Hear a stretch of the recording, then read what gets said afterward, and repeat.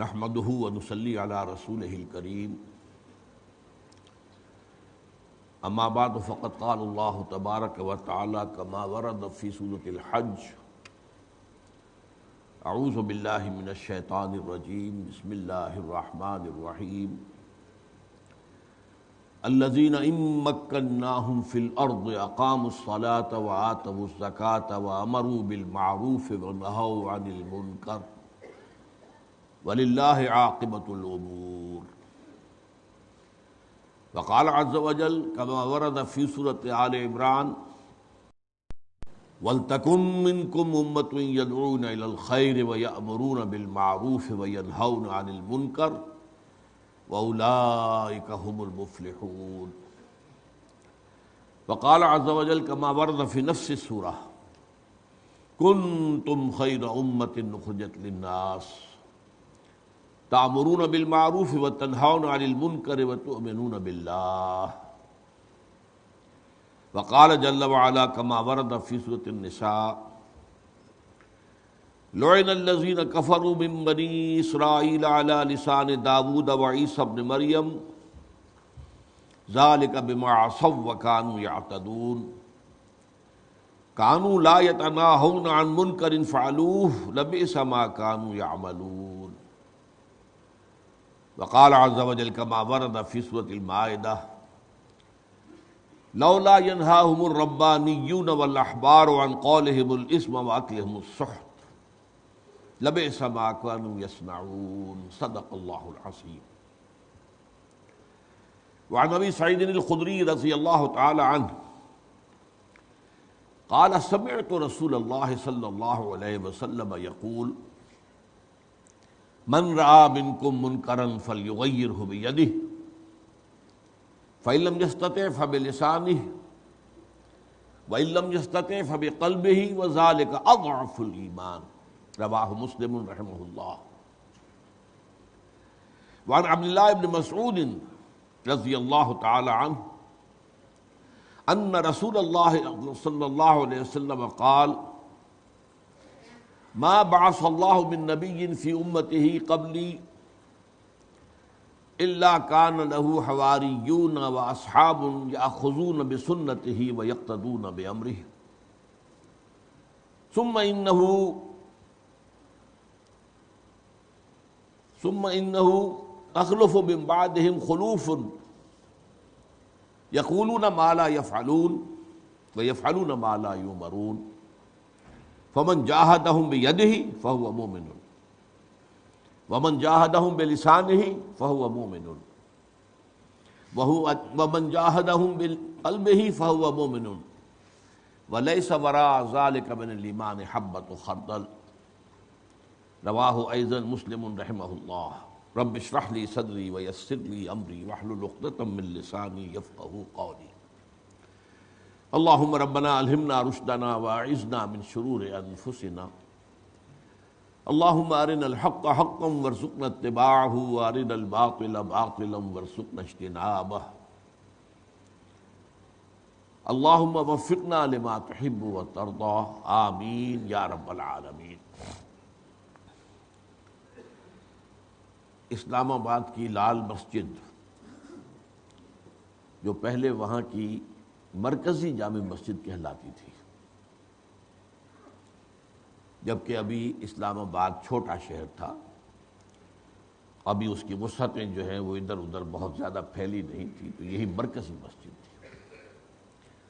اور جہاں تک میری معلومات ہیں غالباً یہ اسلام آباد میں پہلی مسجد تھی جو تعمیر ہوئی ہے، اس لیے کہ جو جی سیکٹر ہے اسی میں سب سے پہلے وہاں وہ کوارٹر بنائے گئے تھے کہ جن میں جب مرکز جو ہے سینٹرل گورنمنٹ اس کی سیٹ تبدیل ہوئی ہے کراچی سے اسلام آباد، تو وہ جو وہاں پر پھر عملہ آیا ہے مرکزی حکومت کا، ان کے لیے یہ کوارٹرز بنائے گئے تھے، انہی کے آس پاس کی مسجد. پھر اس کے ساتھ جامع حفصہ ایک دارالعلوم کی حیثیت سے وجود میں آیا.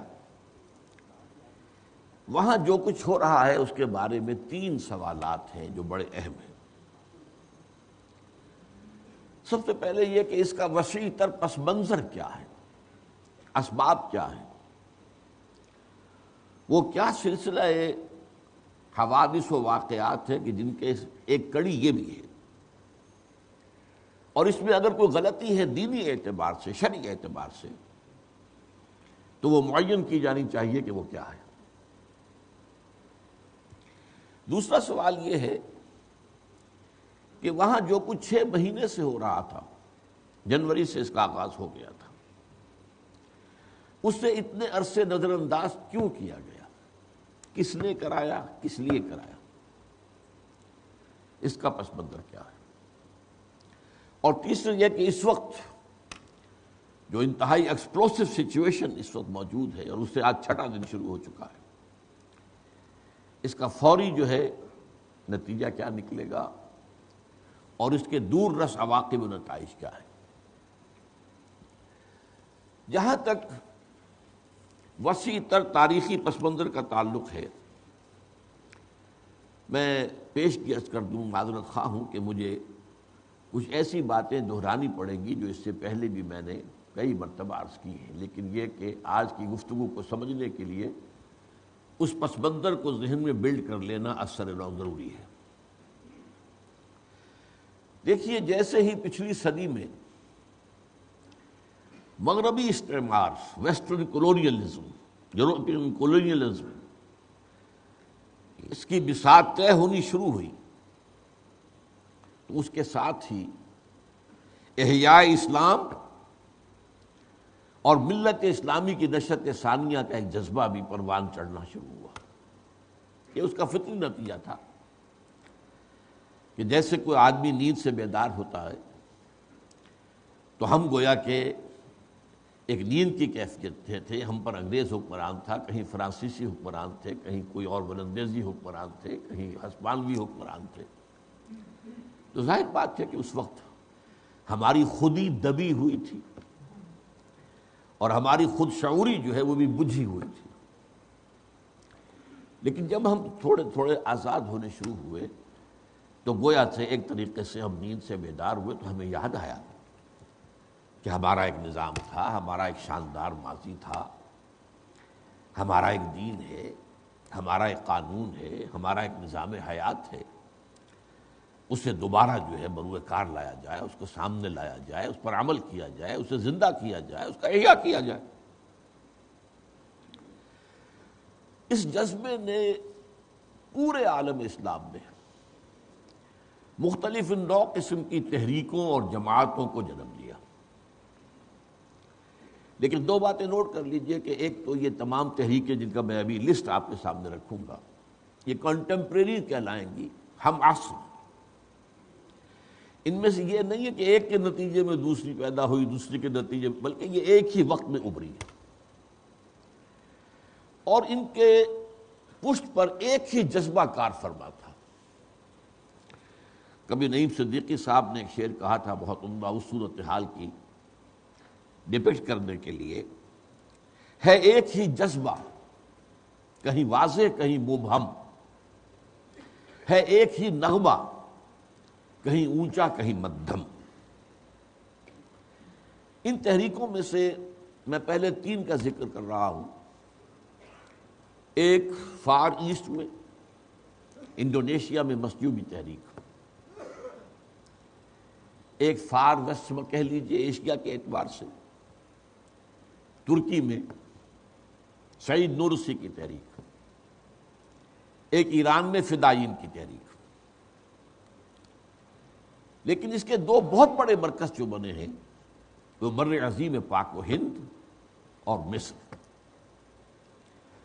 بر عظیم پاک و ہند کو جو عجمی عالم اسلام ہے اس کا امام ہونے کا مقام حاصل ہے، اور مصر کو عالم عرب کے ثقافتی امام ہونے کی حیثیت حاصل ہے۔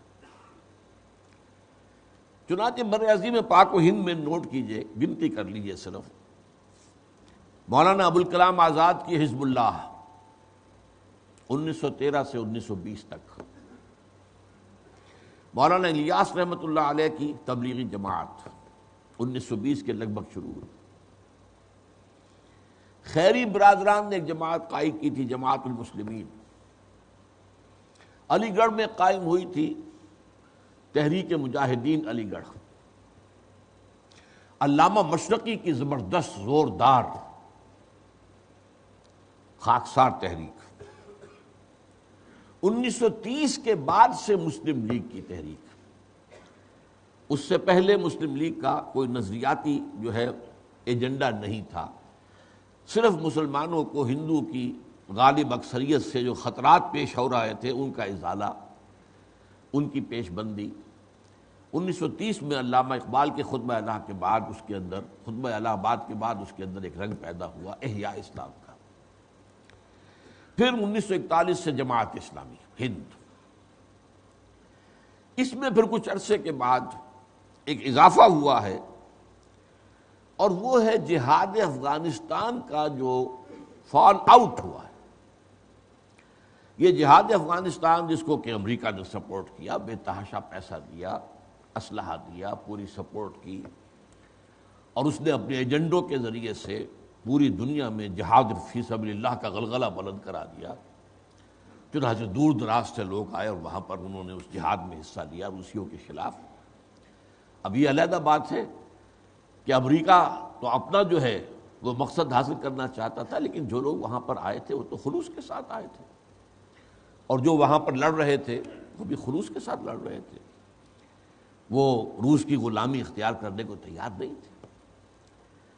لیکن اسی جہاد کے فال آؤٹ میں پھر جہاد کشمیر شروع ہوا، اور یہ پاکستان کی ایجنسیز نے محسوس کیا کہ بہتے دریا میں ہاتھ دھو لو، اسی ریلے میں جبکہ افغانستان کا مسئلہ چل رہا ہے، تو اگر کشمیر کا مسئلہ بھی حل ہو جائے اور ہم کسی طریقے سے کشمیر کو ایک ملیٹنٹ تحریک کے ذریعے سے، مسلح ایک تحریک کے ذریعے سے ہندوستان کے قبضے سے نجات دلا دیں، تو یہ بھی اسی دور کی پیداوار ہے۔ پھر اس کے نتیجے میں جبکہ وہ جہاد افغانستان بھی ختم ہوا، جہاد کشمیر بھی ختم ہو گیا، تو وہ جو مجاہدین تھے ان کے جو بقیت السیف ہیں، جو بچے کھچے رہ گئے، ان میں سے اکثر کا جو ہے انہوں نے پناہ گاہ جو دی ہے وہ ہمارے قبائلی علاقوں کے اندر۔ تو یہ ایک مرکز بن گیا ہے در حقیقت ان جہادی تحریکوں کے، یوں سمجھیے کہ باقیات الصالحات کہہ لیجئے، ان کے جو بھی اثرات اور نتائج ہیں وہ باقی ہیں، اور اس کے اندر یقیناً ایک عسکریت پسندی اور گوریلا جنگ کا رنگ پیدا ہوا ہے۔ یہ تو میں نے بر عظیم پاک و ہند کی تحریکوں کی ایک لسٹ آپ کے ساتھ رکھی۔ اس کے برعکس مصر میں یہ ہوا کہ یہ تقریباً یہ تمام شیڈز آف اوپینین ایک ہی بہت بڑی جماعت کے اندر وہ ضم ہو گئے، الاخوان المسلمون، وہ بہت بڑی جماعت تھی، اس میں کوئی شک نہیں، اور اس میں یہ سارے قسم کے جو ہیں شیڈز آف اوپینین جو یہاں بر عظیم پاک و ہند میں مختلف تحریکوں کی شکل میں تھے، یہ وہاں پر گویا کہ ملے جلے تھے۔ ان کا ایک ملغوبہ تھا الاخوان المسلمون۔ یہ جو تحریکیں تھیں، اب جو تلخ بات ہے وہ یہ ہے کہ 100 سال گزرنے کے ہو گئے ہیں، ان میں سے کسی کو کہیں کوئی کامیابی حاصل نہیں۔ اب ظاہر بات ہے کہ اس میں ان کے خلوص و اخلاص میں قطعاً کسی شک و شبے کی گنجائش نہیں، جوش و جذبے کی بھی نفی نہیں کی جا سکتی۔ خلوص و اخلاص اپنی جگہ ہے اور جوش و جذبہ اپنی جگہ ہے۔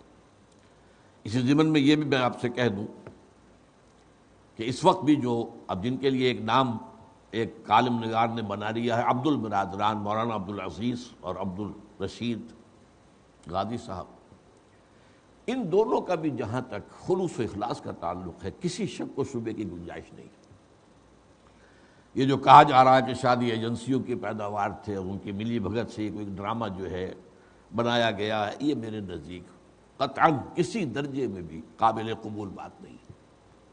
ان کا خلوص و اخلاص اپنی جگہ پر ہے، اس میں کسی شک و شبے کی کوئی گنجائش نہیں۔ اسی طرح ان کا مقصد اور ہدف بھی صحیح ہے، اسلام قائم ہو، منکرات کا سد باب ہو، عوامل کا جو ہے وہ رواج ہو، قوانین اسلامی جو ہے وہ نافذ کیے جائیں وغیرہ وغیرہ، ہدف صحیح ہے، درست ہے۔ ہر مسلمان کے دل کی آواز ہے، ہونی چاہیے، ہر صاحب ایمان کے دل کے اندر یہ آواز پیدا ہونی چاہیے۔ لیکن اصل مسئلہ کیا ہے؟ خلوص اور اخلاص کا تعلق جو ہے وہ دراصل اخروی اجر و ثواب سے ہے۔ خلوص و اخلاص ہوگا تو چاہے دنیا میں ناکامی ہو جائے اللہ کے ہاں اجر و ثواب جو ہے وہ محفوظ رہے گا۔ لیکن دنیا میں کامیابی کے لیے اہم ترین مسئلہ طریقہ کار کا ہے۔ طریقہ کار صحیح نہیں ہوگا تو خلوص و اخلاص کی کتنی بھی مقدار ہو اس سے نتیجہ برآمد نہیں ہوگا اور منزل تک نہیں پہنچ سکیں گے۔ اصل مسئلہ جس کو ایمفیسائز میں کرنا چاہتا ہوں وہ یہ ہے کہ یہ جوش، یہ جذبہ ہے ایک ہی نغمہ، کہیں اونچا کہیں مدھم، اور ہے ایک ہی جذبہ، کہیں واضح کہیں مبہم۔ واقعہ یہ ہے، یہ اصل میں مغربی قوتوں کو اندازہ ہو گیا تھا کہ عالم اسلام میں یہ جذبہ پیدا ہو رہا ہے۔ اس وقت وہ پہلے نمٹنا چاہتے تھے یو ایس ایس آر کا جو بھی ان کے نزدیک اب امیڈیٹ خطرہ بن گیا تھا ان کے نظام کو، ان کا جو عالمی طاغوتی نظام ہے اس کے لیے کمیونزم بہت بڑا خطرہ بن کر، چیلنج بن کر سامنے آیا تھا۔ تو اس سے نمٹنے میں تھے تقریباً نصف صدی پچھلی جو ہے وہ کولڈ وار میں انہوں نے گزاری ہے، اور اس میں بلکہ مسلمانوں سے اور دوسروں بھی ہندوؤں سے بھی مذہب کے حوالے سے تعاون چاہا ہے۔ آپ میں سے جن لوگوں کے علم میں یہ بات پہلی دفعہ آ رہی ہوگی وہ حیران ہوں گے، ملینز کی تعداد میں دی گلوریس قرآن انگریزی میں چھاپ کر امریکہ نے اس زمانے میں عالم اسلام کے اندر تقسیم کرایا۔ مسلمانوں اپنے مذہب کی طرف آؤ، دیکھو یہ جو ہے کمیونسٹ یہ تو خدا کے منکر ہیں، سرے سے دین کے منکر ہیں، یہ تو ملحد ہیں، یہ تو یہ ہے۔ ہم یہ ہے بہرحال مذہبی لوگ ہیں، اللہ کو مانتے ہیں، اور ہمارے پاس ایک کتاب بھی ہے، ہم جیسس کے ماننے والے ہیں یا حضرت موسیٰ کے ماننے والے تو ہیں۔ اور اسی حوالے سے اپنشد اور گیتا کے یہ ملینز کی تعداد میں نسخے انگریزی میں انہوں نے پھیلائے ہیں، تاکہ اس مذہب کے حوالے سے کسی طریقے سے وہ جو آن سلاٹ تھی اس وقت کی، جو امیڈیٹ خطرہ تھا ان کے سرمایہ دارانہ نظام کو، اور اس کے ذریعے سے کہ جو پوری یوں سمجھیے گلوبل ایکسپلائٹیشن وہ کر رہے تھے، تو پہلے تو انہوں نے اس کی روک تھام کی ہے۔ لیکن انہیں اندیشہ ہو گیا تھا کہ یہ عالم اسلام اس خطرے سے نمٹتے ہی ہمیں ایک دوسرے خطرے سے نمٹنا پڑے گا، لہذا یو ایس ایس آر کی تحلیل ہونے کے فوراً بعد انہوں نے اثر نو نیٹو کو جب آرگنائز کرنا شروع کیا، بلکہ اس کے اندر اور توسیع کی، تو سوال کیا لوگوں نے اب آپ کو کس کا خطرہ ہے؟ آپ کو کمیونزم کا خطرہ تھا، وہ تو مر چکا، اس کی تو لاش پڑی سڑ رہی ہے روس کے اندر۔ تو صاف کہہ دیا تھا نیٹو کے چیف نے اب ہمیں اسلامک فنڈامنٹلزم کا خطرہ ہے۔ اسلام ایک نظام کی حیثیت سے ابھر کر کہیں سامنے اگر آ گیا تو ہمارے نظام کی موت ہے۔ سورج کے طلوع ہونے کے بعد ظاہر بات ہے کہ رات کی سیاہی جو ہے اس کا تو کوئی اثر باقی نہیں رہ سکتا، لہذا یہ خطرے کا انہیں پورا اندیشہ تھا، اور اس کے لیے انہوں نے پہلے سے سدباب کرنا شروع کر دیا تھا، ان کی پلاننگ شروع ہو چکی تھی۔ اب یہ جو تحریکیں ابھری ہیں ان میں سے ایک بات میں آپ کے بارے میں عرض کروں گا کہ میرے محدود معلومات کی حد تک ان میں سے کسی تحریک نے سوائے ایک کے جس کا بھی میں ذکر کروں گا طریقہ کار یا میتھوڈولوجی کی بحث نہیں کی۔ جذبہ ہے، جوش ہے، احیاء اسلام ہے، یہ کر دیں گے، اسلام آئے گا۔ علامہ اقبال نے بھی خوشخبریاں سنائی، کتاب ملت بیضا کی پھر شیرازہ بندی ہے، یہ شاخ ہاشمی کرنے کو ہے پھر برگوبر پیدا۔ یہ تو اب نیا ایک انقلاب آنے والا ہے دنیا میں، اور یہ جو اسلام ہے نکل کے صحرا سے جس نے روما کی سلطنت کو الٹ دیا تھا، سنا ہے یہ قدسیوں سے میں نے وہ شیر پھر ہوشیار ہوگا۔ اور بال جبریل میں جو ان کی نظم ہے وہ تو واقعہ یہ ہے کہ ایک طرح کی پیشن گوئی اور بڑی زوردار ایک اذعانی کیفیت کے ساتھ ہے۔ شب گریزاں ہوگی آخر جلوہ خورشید سے، یہ چمن معمور ہوگا نغمہ توحید سے، یہ آنکھ جو کچھ دیکھتی ہے لب پہ آ سکتا نہیں، محو حیرت ہو کہ دنیا کیا سے کیا ہو جائے گی۔ تو یہ صورتحال جو ہے، یا جیسے انہوں نے کہا تھا جبکہ وہ اسپین میں قرطبہ کی مسجد، اور قرطبہ کی مسجد جو ہے اس کے ساتھ ہی دریائے بہہ رہا ہے آب کبیر، اور اس میں انہوں نے کہا تھا آب روان کبیر تیرے کنارے کوئی دیکھ رہا ہے کسی اور زمانے کے خواب۔ تو ویسے تو یہ کہ اس کا ایک غلغلہ، ایک ولولہ یہ تو ہوا، میتھوڈولوجی کیا ہوگی، یہ کام کیسے ہوگا، اس پر میرے معلومات کی حد تک واحد ایکسیپشن جو ہے وہ مولانا مودودی مرحوم تھے۔ 1940 میں مسلم یونیورسٹی علی گڑھ میں اسٹریچی ہال میں انہوں نے تقریر کی، اور وہ یہ کہ اسلامی حکومت کیسے قائم ہوتی ہے۔ اس کے ابتدائی الفاظ یہ تھے کہ بعض تاریخی اسباب کی وجہ سے آج مسلمانوں کے اندر یہ خواہش تو پیدا ہو چکی ہے کہ دنیا میں پھر اسلامی حکومت قائم ہو، لیکن اس کے بارے میں سنجیدگی سے غور و فکر نہیں ہو رہا ہے کہ وہ اسلامی حکومت کیا ہوگی، کیسے ہوگی اور کیسے وجود میں آئے گی، اس کا طریقہ کار کیا ہے۔ اس کا وہ پمفلٹ میں نے پچھلے بھی اپنے اسی طرح کے خطاب میں اس کا تذکرہ کیا تھا، اسلامی حکومت کیسے قائم ہوتی ہے۔ مختصر پمفلٹ ہے لیکن بہت بہت پروفاؤنڈ۔ اس کا پھر عربی میں ترجمہ ہوا منہاج الانقلاب الاسلامی، اسلامی انقلاب کا منہاج کیا ہے۔ انگریزی میں ہوا پروسیس آف اسلامک ریولوشن۔ لیکن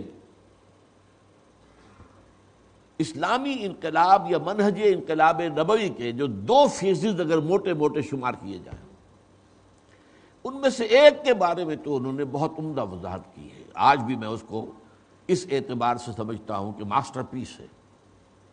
لیکن دوسرے فیز کے بارے میں وہ میں بعد میں عرض کروں گا کہ اس سے مراد میری کیا ہے، وہ دو فیز کون سے ہیں۔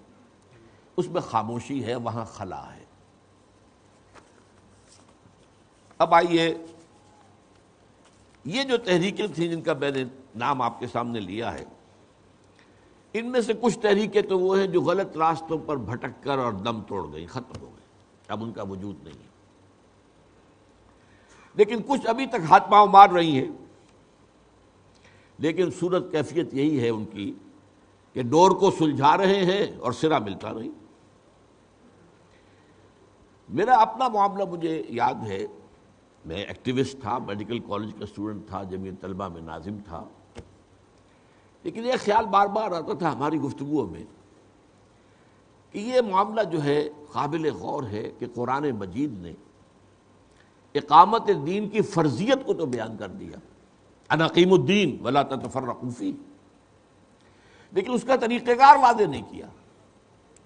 وہ ہمارے ذہنوں میں اشکالات اس وقت پیدا ہو چکے تھے، چونکہ جماعت اسلامی جو ہے وہ الیکشن کے میدان میں آ گئی تھی، تو اس سے بہت سے ذہنوں کے اندر اشکالات پیدا ہوئے تھے کہ آیا یہ جو سابقہ ان کا اختیار کردہ انقلابی منہج تھا اس سے ہٹ کر ایک راستہ جو ہے وہ اختیار نہیں کیا جا رہا، لیکن اب اس کے لیے کوئی شرعی دلیل، تو اس کے لیے محسوس ہوا کہ یہ جو ہے اس کی کوئی وضاحت طریقہ کار کی قرآن مجید میں نہیں ہے۔ تاں کہ پھر کچھ عرصے کے بعد اللہ کے فضل و کرم سے مجھ پر یہ بات منکشف ہو گئی کہ طریقہ کار جو ہے وہ سیرت نبوی ہے، وہ اسوہ رسول ہے۔ اقامت الدین کی جد و جہد کا طریقہ کار عملاً دیکھنا ہو تو سیرت النبی پڑھیے، اس کے اسوہ رسول جو ہے اس کو پڑھیے۔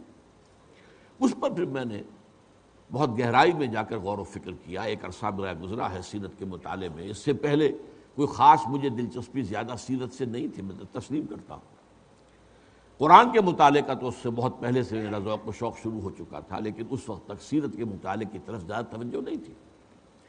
لیکن پھر اس کو جب میں نے اپنا موضوع بنایا تو پھر جو بات سامنے کرسٹل کلیئر ہو کر میرے سامنے آئی، جس پر کہ پھر میں نے منہج انقلاب نبوی نام کی کتاب ضخیم ہے وہ شائع کی، انالیسس آف دی سیرہ، جس کو میں سیرت کی بجائے فلسفی آف دی سیرہ کہوں گا، کہ سیرت سے اخذ کرنا کہ طریقہ کار کیا تھا، کیا مراحل تھے، کیا منازل تھی، کون سے سٹیپس کے ذریعے سے حضور نے انقلاب برپا کیا، اور اس کے بعد جو ہے ابھی حال ہی میں اس کی ایک تلخیص سمجھ لیجئے سادہ الفاظ میں، وہ رسول انقلاب کا طریق انقلاب کے نام سے یہ دو کتابیں جو ہے میں نے شائع کی۔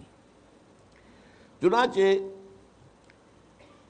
خلاف پیمبر کسے راہ گزید کہ ہرگز بمنزل نہ خواہد رسید۔ اب میں اس نتیجے کے اوپر حتمی طور پر پہنچ گیا کہ جب تک حضور کا راستہ اور میتھڈالوجی اختیار نہیں کی جائے گی کوئی تحریک کامیاب نہیں۔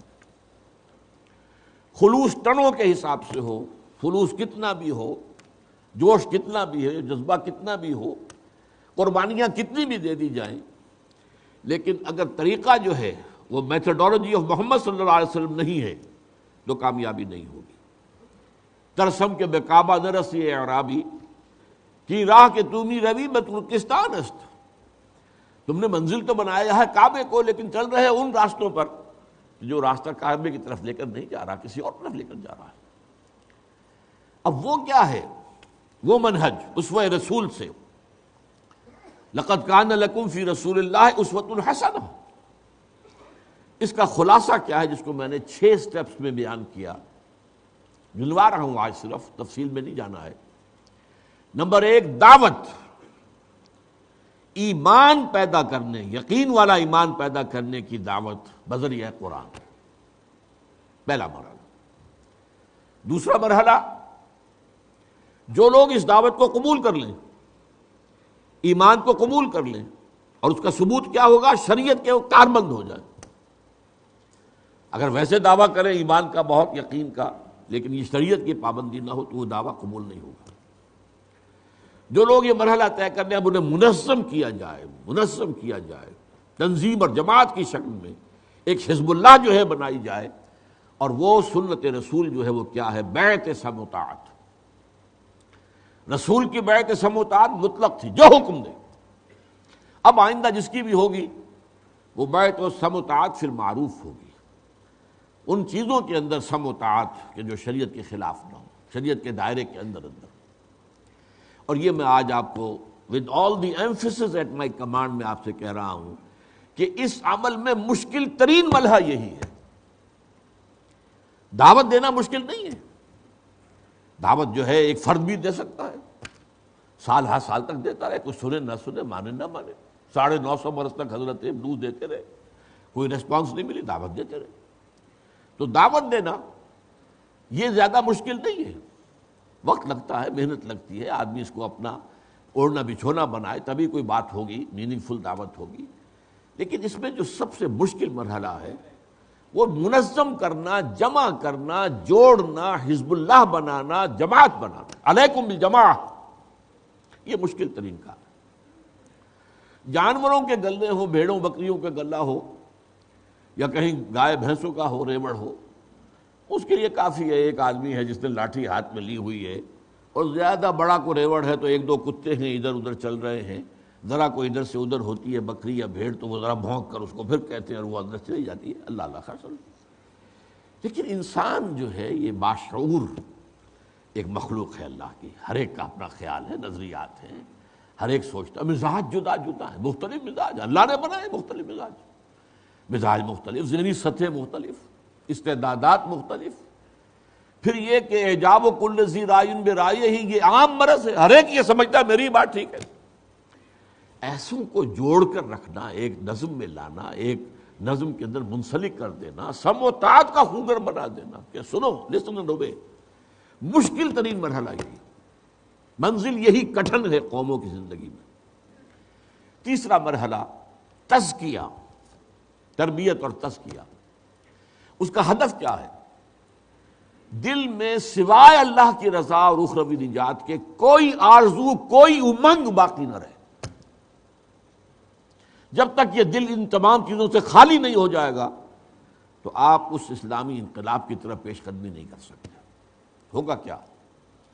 جو حشر ہم نے دیکھا کہ جو افغانستان کا پہلا جہاد تھا جسے جہاد فی سبیل اللہ کہا گیا تھا، ہم نے تو نہیں مانا تھا، میں نے تو نہیں مانا تھا جہاد فی سبیل اللہ. میں نے کہا تھا جائز ہے، لیکن جہاد فی سبیل حریت ہے، آزادی کے لیے جنگ ہے اور جائز ہے، جو اس میں جان دے رہا ہے وہ بھی شہید ہے. لیکن آپ نے بعد میں دیکھا کہ جب روسی چلے گئے تو پھر آپس میں لڑے، تم نہیں میں نہیں تم. یہ معاملہ اس لیے کہ وہ نفسانیت، اس کا بیج تو نکلا ہی نہیں تھا. وہ جو ہے اقتدار کی ہوس اور طلب اور خواہش، اس کے جو ہے وہ اندر سے آثار نکلے نہیں تھے. لہذا وہ پھر جہاد فی سبیل اللہ کے بجائے فساد فی سبیل اللہ بن گئے. تو جب تک دل جو ہے، ہر تمنا دل سے رخصت ہو گئی. یہ میں حضرت مجذوب کا شعر مجھے بہت پسند ہے. ہر تمنا دل سے رخصت ہو گئی، اب تو آجا، اب تو خلوت ہو گئی. اللہ تعالیٰ انسان کے دل میں تب آتا ہے جب کہ دنیا کی ہر آرزو اور تمنا اس میں سے نکل گئی. یہ ہے تزکیے کا اصل مقصد. چوتھا پھر ہے صبر محض. یہی 3 کام کرتے رہنے ہیں، دعوت، تنظیم، تربیت اور تزکیہ. اور اسی سے اپنے بیس کو براڈ سے براڈ، براڈ سے براڈ، براڈ سے براڈ کرتے رہنا ہے، اور اس دوران میں استہزاء ہو، تمسخر ہو، مذاق اڑے، پرسیکیوشن ہو، وہ وربل ہو یا فزیکل ہو، برداشت کرو، جوابی کارروائی نہیں۔ اس کے بعد مرحلہ آتا ہے ایکٹیو ریزسٹنس یا اقدام، اور اس کے نتیجے میں تصادم، جو تصادم مسلح بھی ہو سکتا ہے اور پرامن بھی ہو سکتا ہے۔ اب یہاں نوٹ کر لیجئے، پہلے 3 یا 4 سلسلے کے اندر تو مولانا مودودی کا وہ کتابچہ میں آج بھی کہتا ہوں ماسٹر پیس ہے، جو نقشہ انہوں نے کھینچا ہے کہ جب تک یہ کیفیت نہ ہو دعوت، اس کے نتیجے میں ذہنی و فکری انقلاب، اخلاقی اور عملی انقلاب، اور یہ معاشرے میں نفوذ کرتا چلا جائے، پھیلتا چلا جائے، اس کے بعد اگلے معاملے کے آ کر وہ ایک عجیب سی بات کہہ کر نکل گئے ہیں۔ دوسرا مرحلہ جو ہے اس کے بارے میں کہ جب اس معاشرے کے اندر یہ چیزیں متنوع حد تک پھیل جائیں گی تو پھر وہاں غیر اسلامی نظام کا چلنا ناممکن ہو جائے گا، اور خود بخود ایک تبدیلی آ جائے گی۔ یہ خود بخود تبدیلی کبھی نہیں آیا کرتی، اس لیے کہ دعوت و تنظیم، دعوت سے، نصیحت سے اچھی سطح کی دعوت، معقول سے معقول دعوت، عقل پر مبنی دعوت، فطرت پر مبنی دعوت، وہ یقیناً نیک سرشت لوگوں کو تو کھینچ لے گی، لیکن ہر نظام کے ساتھ ویسٹڈ انٹرسٹ ہوتے ہیں، مفادات یافتہ، مراعات یافتہ طبقات، وہ کبھی ماننے کو تیار نہیں ہوتے، لہذا انہیں ریزسٹ کرنا ہے۔ They are bound to resist ولو کرہ المشرکون، ولو کرہ المشرکون، بار بار کیوں آتا ہے قرآن مجید؟ وہ تو ہوگا، اور اس میں کوئی نہ کوئی اقدام کرنا پڑے گا جسے معین کرنا چاہیے کہ وہ اقدام کیا ہو۔ بہرحال میں نے اپنی کتاب میں اسے واضح کیا ہے۔ میں ان 6 مرحلوں کو 2 میں نے کہا تھا کہ سمیٹتا ہوں علامہ اقبال کے اس شعر کے مطابق کہ پہلا مرحلہ کیا ہے؟ با نشہ درویشی درساز دمادم زنگ، اور دوسرا مرحلہ کیا ہے؟ چوں پختہ شوی خدرا بر سلطنت جم زنگ۔ یہ ہے در حقیقت 2 مرحلے۔ پہلا درویشی ہے، دعوت ہے، تبلیغ ہے، نصیحت ہے، اور لوگوں کو جمع کیا جا رہا ہے، دعوت کے لیے گھر گھر پر جا رہے ہیں، دستک دے رہے ہیں، ہر ایک آدمی کے دل کے دروازوں کو کھٹکھٹا رہے ہیں، یا مجمع عام میں بھی گفتگو ہو رہی ہے، اعلنت لہم واسررت لہم اسرارا، خفیہ بات بھی ہو رہی ہے، علیحدہ علیحدہ بھی ہو رہی ہے، چوک میں کھڑے ہو کر بھی ہو رہی ہے، اور ذرائع ابلاغ کے ذریعے سے بھی دعوت ہو رہی ہے۔ اور اس دعوت میں کوئی آپ مذاق اڑا جائے، کوئی استہزاء کر جائے، کوئی تمسخر کر جائے، پاگل ہو گئے، دماغ خراب ہے، یا کوئی اور آپ کو اور تکلیف اذیت پہنچا جائے جسمانی، بس برداشت کرو، صبر کرو، جواب نہیں۔ یہ درویشی ہے، یہ سمجھیے کہ بدھ مت کے بھکشو بن جانے والی بات ہے۔ جب تک کہ اتنی تعداد نہ ہو جائے، اور وہ تعداد کیا؟ تعداد بھی اتنی ہو کہ وہ ایک انقلاب کے لیے ناگزیر ہو، وہ میں بعد میں عرض کروں گا کہ اس کا کیا اندازہ ہونا چاہیے۔ پھر یہ کہ ان میں سے ہر شخص نمبر 1 اس کے دل میں ایمان، یقین والا موجود ہو، اس کے عمل میں شریعت کے اوپر کاربند ہونے کی کیفیت موجود ہو، اور پھر وہ منظم ہو کر سم و طاعت کا خوگر ہو جائے، اور ان کے دلوں سے وہ جو دنیا کے اندر ترفع حاصل کرنا ہے، تلک الدار الآخرۃ نجعلها للذین لا یریدون علوا فی الارض ولا فسادا، زمین میں کوئی فساد پیدا کرنا یا اپنا اقتدار حاصل کرنا پیش نظر نہ ہو۔ تو یہ جب مرحلہ آ جائے تو پھر اب تصادم ہے۔ با نشہ درویشی درساز دمادم زن، چوں پختہ شوی خدرا پر سلطنت جم زن۔ میں اس کے ضمن میں آج آپ کو ایک آیت اور بھی سنا رہا ہوں، سورہ انعام کی آیت ہے، وَأَنَّ هَذَا صِرَاطِي مُسْتَقِيمًا فَاتَّبِعُوهُ وَلَا تَتَّبِعُوا السُّبُلَ فَتَفَرَّقَ بِكُمْ عَنْ سَبِيلِهِ۔ دیکھو یہ میرا راستہ ہے، سیدھا راستہ، اس راستے کی جو میں نے جو مستنبط کیا ہے سیرت النبی سے، وہ ہے جو 6 نکات میں نے بیان کر دی ہے۔ یہ سیدھا راستہ ہے، اور ان کی پیروی کرنا اس کا لازم ہے۔ اس سے ادھر ادھر ولا تتبعوا السبل، ادھر ادھر کے راستے جو ہے پگڈنڈیوں پر نہ کہیں مڑ جانا، پھر وہ تمہیں اس صحیح سیدھے راستے سے ہٹا کر لے جائے گی۔ اب ذرا نوٹ کیجئے، یہ جو تحریکیں کن سبل متفرقہ کے اندر بٹ گئیں وہ کیا ہیں؟ تھوڑا سا جائزہ لے لیتے ہیں کہ آج جو حال ہمارا ہے عالم اسلام کا، جوش کی کمی نہیں، جذبے کی کمی نہیں ہے۔ اب ظاہر بات ہے خودکش حملے جو ہو رہے ہیں، اب جو شخص، جو مرد، جو عورت، نوجوان لڑکا یا لڑکی اس کے لیے اپنے آپ کو پیش کر رہا ہے، اس کے جوش اور جذبے میں کوئی کمی ہے؟ اپنی جان دینے کے لیے تیار ہے، جان ہتھیلی پر رکھ کر جا رہا ہے، جوش اور جذبے کی کمی نہیں، اور اسی سے دنیا خائف ہو رہی ہے۔ لیکن یہ ہے کہ ظاہر بات ہے کہ اس کے باوجود ہمیں کوئی کامیابی کی طرف کوئی پیش قدمی نظر نہیں آ رہی، اور ان تحریکوں کا معاملہ وہی ہے، علامہ اقبال کے شعر میں سنا رہا ہوں کہ نشان راہ دکھاتے تھے جو ستاروں کو، ترس گئے ہیں کسی مرد راہداں کے لیے۔ یہ بھٹک رہے ہیں ادھر سے ادھر، ادھر سے ادھر، لیکن یہ کہ وہ سیدھے راستے کی طرف نہیں آ رہے۔ وہ کیا ہے سبل متفرقہ، وہ پگڈنڈیاں جن میں کہ لوگ اور تحریکیں مڑ گئی۔ نمبر 1 انتخابات، آؤ جی الیکشن میں حصہ لو، اسلام کے نام پر لوگوں سے ووٹ مانگو، جب ان ووٹوں کی بنا پر تمہاری حکومت بن جائے گی تم اسلام نافذ کر دینا۔ سو سمپل، بہت سیدھی بات، بہت عمدہ نسخہ، بہت آسان نسخہ، ہینگ لگے نہ پھٹکڑی، کوئی جان کا کوئی اندیشہ نہیں اس کے اندر، کوئی جو ہے جانی قربانی کا مرحلہ اس میں آتا ہی نہیں۔ تو بڑا یہ لگا، دل کو لبھایا اس نے۔ کتنی بڑی بڑی تحریکیں اس صحرا میں گم ہو گئی، جماعت اسلامی پاکستان اس صحرا میں گم ہو گئی، بلکہ دلدل میں پھنس کر رہے گی۔ اخوان کا بھی معاملہ یہی ہوا، البتہ یہ کہ اخوان کا معاملہ جماعت اسلامی پاکستان سے بہتر رہا ہے، کیونکہ وہاں فرقہ پرستی نہیں ہے عرب ممالک کے اندر، اس لیے وہاں پر جو ہے جیسا کہ میں نے عرض کیا تھا کہ وہاں وہ ایک اخوان المسلمون جو ہے وہ ایک بہت براڈ جو ہے کانگلومریشن جو ہے مختلف نقطہ نظر کا وہاں بنا، اور وہاں پہ انہوں نے الیکشن میں بھی اچھی کامیابی حاصل کیا۔ وہ ایک اپوزیشن کی حیثیت سے ہیں، اردن میں بھی ان کو کافی کچھ حاصل ہوا، یہاں تو کچھ بھی حاصل نہیں ہو سکا۔ ایم ایم اے کے حوالے سے جو کچھ بھی ہوا ہے اس کا بھی جو اب نتیجہ نکل آیا آپ نے دیکھ لیا کہ زیرو ہے، کچھ اس کا حاصل نہیں۔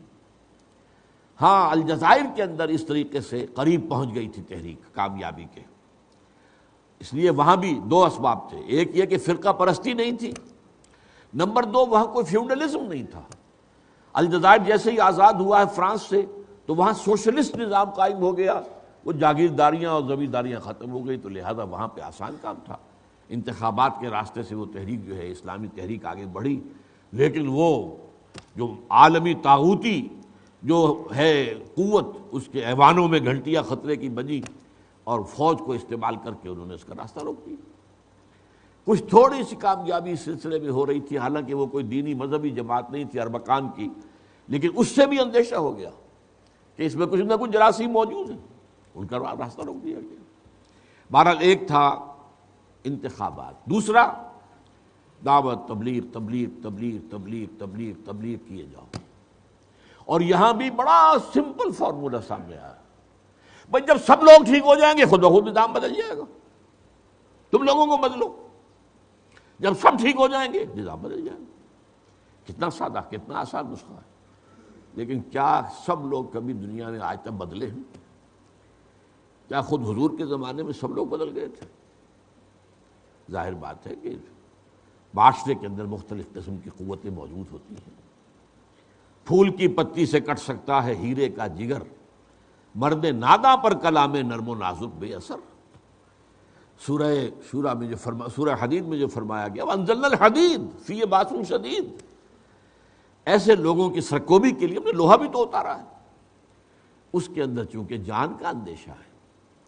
محض تبلیغ کرتے رہو تو ٹھیک ہے، تکلیف تو کچھ نہ کچھ ہوتی ہے، گھر سے نکلے ہوئے ہیں، باہر گھوم رہے ہیں، مسجدوں میں فرش پر سو رہے ہیں، گھر کا آرام نہیں ہے، آسائش نہیں ہے، یہ ٹھیک ہے، بالکل تکلیفیں جھیلی ہیں، جان کا اندیشہ تو نہیں ہے نا۔ اس حوالے سے یہ بھی بڑا سیف راستہ نظر آتا ہے، لیکن یہ راستہ میں جس قدر سیدھا نظر آتا ہے اتنا ہی یوں سمجھ لیجئے کہ بالکل ایک لا حاصل ہے، کہ صرف تبلیغ کے ذریعے سے اگر ہو سکتا تو محمد رسول اللہ صلی اللہ علیہ وسلم کبھی ہاتھ میں تلوار نہ لیتے۔ اس حوالے سے نوٹ کر لیجئے کہ یہ جو معاملہ ہے، اور یہ حضور کسی مسلمان کا خون زمین پر گرنا تو دور کی بات ہے، کسی کافر اور مشرک کا خون بھی گرنا گوارا نہ کرتے اگر محض تبلیغ کے ذریعے سے کوئی نظام بدلا جا سکتا۔ اور حضور سے بڑا مبلغ کون ہو سکتا ہے؟ حضور سے بڑا واعظ کون ہو سکتا ہے؟ حضور سے بڑا مربی کون ہو سکتا ہے؟ حضور سے بڑا مزکی کون ہو سکتا ہے؟ بہرحال یہ ہے دوسرا دو پگڈنڈی جس پر کہ یہ تحریک مڑی ہے۔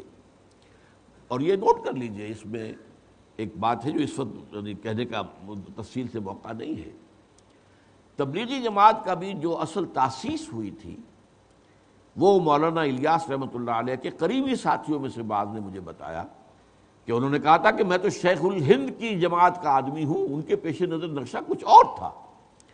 فوری طور پر جو میوات کے علاقے کے اندر کے جو شدی کی تحریک شروع ہوئی تھی اس کے لیے ایک طریقہ کار وضع کیا گیا تھا، لیکن وہ نہیں تھا، ابدی نہیں تھا، مستقل نہیں تھا۔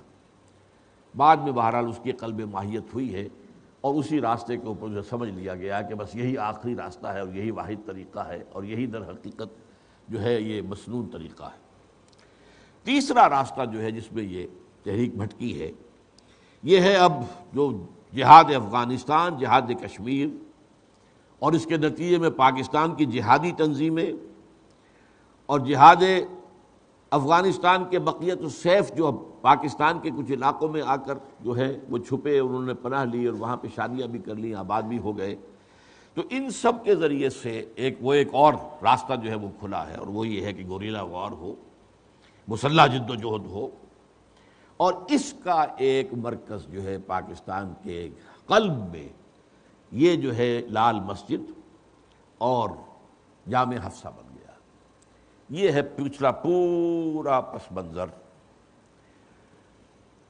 گویا کہ اگر ہم یہ کہیں کہ ان حضرات نے غلطی کی ہے، وہ یہ بھی کہہ سکتے ہیں کہ نمن تنہا دری میں خانہ مستم، جنید و شبلی و عطار ہم مست، بھئی ہم سے غلطیاں ہوئی ہیں، ہم بھٹک گئے، تو یہ بھی تو بھٹکی ہوئی تحریکیں ہیں جو ادھر ادھر بھٹک رہی ہیں، اور وہ کٹی ڈور کی پتنگ کے مانند جو ہیں ہوا کے رحم و کرم پر ہیں ادھر یا ادھر۔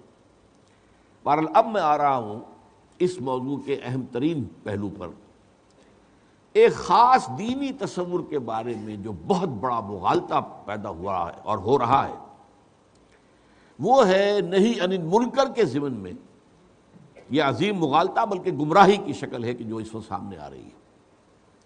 دیکھیے میں نے شروع میں جو آیات پڑھی ہیں آج کی گفتگو کے لیے، ویسے تو یہ کہ امر بالمعروف نہی عن المنکر یہ ایک جوڑے کی حیثیت سے یہ اصطلاح جو ہے گاڑی کے دو پہیوں کی طرح جڑ کر قرآن میں 10 مرتبہ آئی۔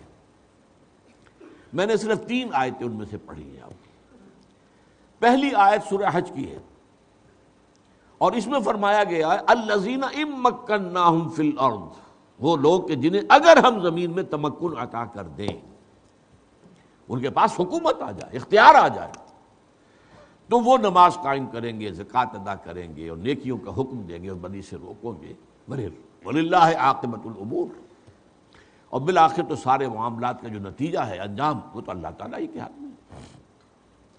پھر سورہ آل عمران میں یہ جو مدنی صورت ہے، سورہ حج جو ہے اس کے مکی مدنی ہونے میں اختلاف ہے میرے نزدیک، وہ ہے اصلاً جو ہے مکی صورت ہے، البتہ یہ چند آیات اس میں وہ نہ مکی ہے نہ مدنی ہے، برزخی ہیں، یعنی حضور صلی اللہ علیہ وسلم جب مکے سے چل کر مدینے کی طرف تشریف لے جا رہے تھے، ہجرت کا سفر طے کر رہے تھے، اثناء سفر ہجرت میں یہ آیات نازل ہوئی۔ یہ گویا کہ حضور کا صلی اللہ علیہ وسلم مینیفیسٹو تھا کہ اگر اقتدار مل گیا، اور وہ مل رہا تھا، جا رہے تھے آپ بے تاج بادشاہ کی حیثیت ہی سے تو آپ مدینے میں داخل ہوئے ہیں، آپ کے استقبال کی تیاریاں وہاں ہو رہی تھی، تو وہاں جا کر یہ کام کرنا ہے۔ البتہ یہ کہ جب ایک امت کی تشکیل ہو گئی، اور یہ اب سورہ آل عمران کی آیات ہیں جو میں نے آپ کو پڑھ کر سنائی ہے، وَلْتَكُن مِّنكُمْ أُمَّةٌ يَدْعُونَ إِلَى الْخَيْرِ وَيَأْمُرُونَ بِالْمَعْرُوفِ وَيَنْهَوْنَ عَنِ الْمُنكَرِ وَأُولَٰئِكَ هُمُ الْمُفْلِحُونَ۔ اب یہاں پہ ذرا ایک تفصیلی ہے معاملہ کہ منکم جو ہے یہاں پر من تبعیضیہ ہے یا من بیانیہ ہے۔ من بیانیہ کا مطلب کیا ہوگا؟ اے مسلمانوں، اب تم سے ایک ایسی امت وجود میں آ جانی چاہیے جو خیر کی دعوت دے، نیکی کا حکم دے، بدی سے روکے، اور وہی لوگ ہوں جو فلاح پانے والے ہیں۔ اور دوسری رائے یہ ہے کہ اے مسلمانوں، اگر تمہارے اندر زوال پیدا ہو جائے، انحطاط آ جائے، اور مسلمانوں کے اندر بھی منکرات بھی پیدا ہو جائیں، تب بھی تمہارے اندر ایک جماعت تو ہمیشہ ایسی لازماً رہنی چاہیے جس کا اوڑھنا بچھونا یہی 3 کام ہو: دعوت الی الخیر، نیکی کا حکم، بدی سے روکنا۔ تو یہ 2 مفہوم ہے۔ اور تیسرا پھر اسی صورت کے اندر، یہ آیت نمبر 104 ہے، اور آیت نمبر 10 جو ہے کنتم خیر امۃ اخرجت للناس تأمرون بالمعروف وتنہون عن المنکر وتؤمنون باللہ. اب تمہاری حیثیت یہ ہو گئی ہے کہ تم بہترین امت بن گئے ہو جسے دنیا والوں کے لیے نکالا گیا ہے. تمہارا کام کیا ہے؟ نیکی کا حکم دو، بدی سے روکو، اللہ پر ایمان پختہ رکھو. گویا کہ پوری نوع انسانی کے لیے یہ فریضہ سر انجام دینے کے لیے تو امت بحیثیت مجموعی پیدا کی گئی ہے. اور خود امت کے اندر اگر زوال و اضمحلال ہو تو امت کے اندر، امت ودن امہ، وہ ایک ایسی جماعت رہنی چاہیے کہ جو اسی کام کے لیے جئیں اور مریں کہ وہ نیکی کی دعوت دے، بھلائی کا حکم دے اور برائی سے روکے. اچھا، یہ تو 3 میں نے آیتیں آپ کو بتائی ہیں جن میں کہ امر بالمعروف و نہی عن المنکر دونوں جڑواں ہیں. میں نے 2 آیتیں آپ کو اور بھی پڑھ کر سنائی ہیں جن میں کہ نہی عن المنکر پر خاص طور پر زور دیا گیا ہے. یہ سورہ نساء کی آیات ہیں. لعن الذین کفروا من بنی اسرائیل علی لسان داؤد وعیسی ابن مریم ذلک بما عصوا وکانوا یعتدون کانوا لا یتناہون عن منکر فعلوہ لبئس ما کانوا یعملون. لعنت کی گئی ہے ان لوگوں پر جنہوں نے کفر کی روش اختیار کی بنی اسرائیل میں سے. وہ لعنت کی گئی حضرت داؤد کی زبان کے ذریعے، حضرت عیسیٰ علیہ السلام کے ذریعے. اور یہ سب کچھ اس لیے ہوا کہ انہوں نے نافرمانی کی روش اختیار کی اور حد سے تجاوز کرتے رہے. وہ لوگ نہیں روکتے تھے ایک دوسرے کو منکر سے. کانوا لا یتناہون عن منکر فعلوہ، ان کے اندر جو منکر رواج پایا جاتا تھا اس سے ایک دوسرے کو روکتے نہیں تھے. لبئس ما کانوا یعملون، بہت برا ہے وہ طرز عمل جو ان کا انہوں نے اختیار کیا تھا. یہی مضمون پھر سورہ مائدہ میں آیا.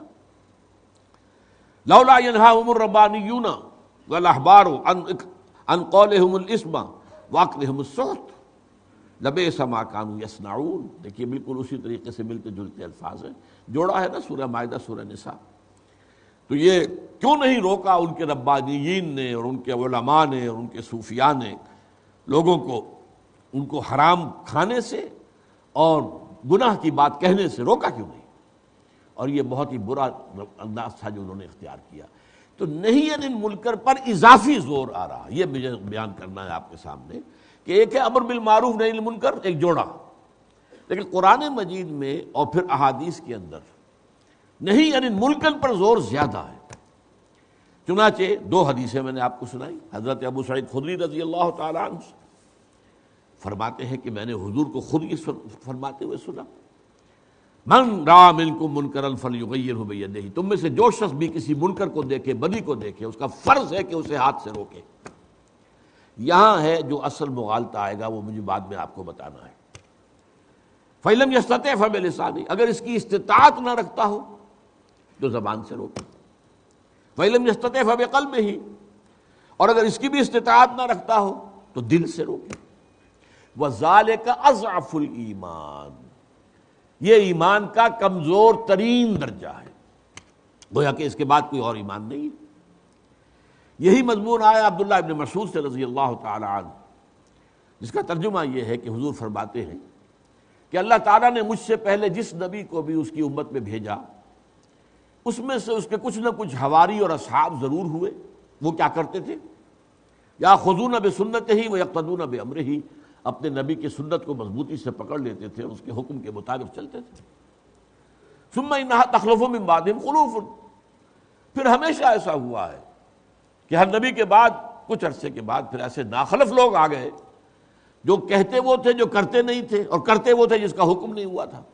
بدعات، رسومات نہیں سے نہیں، قول اور فعل کا تضاد. اب فرمایا فمن جاہدہم بیدہ فہو مؤمن، جو ان سے ہاتھ کے ساتھ جو ہے طاقت کے ساتھ جہاد کرے گا. ظاہر بات ہے طاقت کے ساتھ جہاد کا مطلب تو قتال ہے، جنگ ہے. گویا کہ جنگ کی طرف رہنمائی کی جا رہی ہے. فمن جاہدہم بیدہ، ہاتھ سے، طاقت کے ساتھ، فہو مومن. ومن جاہدہم بلسانہ، جو زبان سے کرے وہ بھی مومن ہے. ومن جاہدہم بقلبہ، اور جو دل سے جہاد کرے وہ بھی مومن ہے. وَلَيْسَ وَرَاءَ ذَلِكَ مِنَ الْإِيمَانِ حَبَّةُ خَرْدَلٍ، اور اس کے بعد تو ایمان رائی کے دانے کے برابر کوئی نہیں. ان حدیثوں میں یہ برسبیل تنزل بات آئی ہے اوپر سے نیچے کی طرف. سب سے اونچا درجہ طاقت سے، قوت سے بدی کو روکنا، اس سے کم تر مجبوری ہے، آپ میں ہمت نہیں ہے، حالات سازگار نہیں ہیں، بہت بڑا اندیشہ ہے، تو کم سے کم زبان سے تو کرو، اس سے بھی نیچے اتر کر تو دل سے تو کرو کم سے کم۔ لیکن میں یہاں اب اس کو چاہتا ہوں کہ آپ اس کو نیچے سے اوپر کی طرف سمجھیں۔ دیکھیے، سب سے پہلی بات یہ ہے، دل سے جہاد کیا ہوگا؟ منکرات سے شدید نفرت۔ اچھا، یہ شدید نفرت بھی عمل میں ظاہر ہوگی۔ نمبر ایک یہ کہ جو اس منکرات کے علمبردار ہیں ان سے آپ کا کوئی دوستانہ نہ ہو، ترک موالات ہو، آپ کا کوئی تعلق نہ ہو ان سے، ان کے ساتھ خلا ملا رکھنا، ان کے ساتھ بیٹھنا اٹھنا، کھانا پینا، مجالست، یہ ختم نہیں ہونی چاہیے، ان کے ساتھ کوئی تعاون نہیں ہونا چاہیے۔ یعنی کوئی اقدام تو آپ نہیں کر رہے، لیکن یہ کہ یہ دل کے ساتھ نفرت شدید کا کم سے کم یہ مظہر تو سامنے آنا چاہیے، اور اگر یہ بھی نہیں ہے تو ایمان نہیں ہے، یہ کم سے کم درجہ ہے۔ فَلَيْسَ وَرَاءَ ذَلِكَ مِنَ الْإِيمَانِ حَبَّةُ خَرْدَلٍ، اس کے بعد تو ایمان رائی کے دانے کے برابر بھی نہیں۔ اس سے اوپر اٹھیے، زبان کھولیے، کہیے یہ غلط ہے، مت کرو، باز آ جاؤ۔ یہ باللسان جو ہے یہ ہر حال میں ہر جگہ کرنے کا موقع ہے۔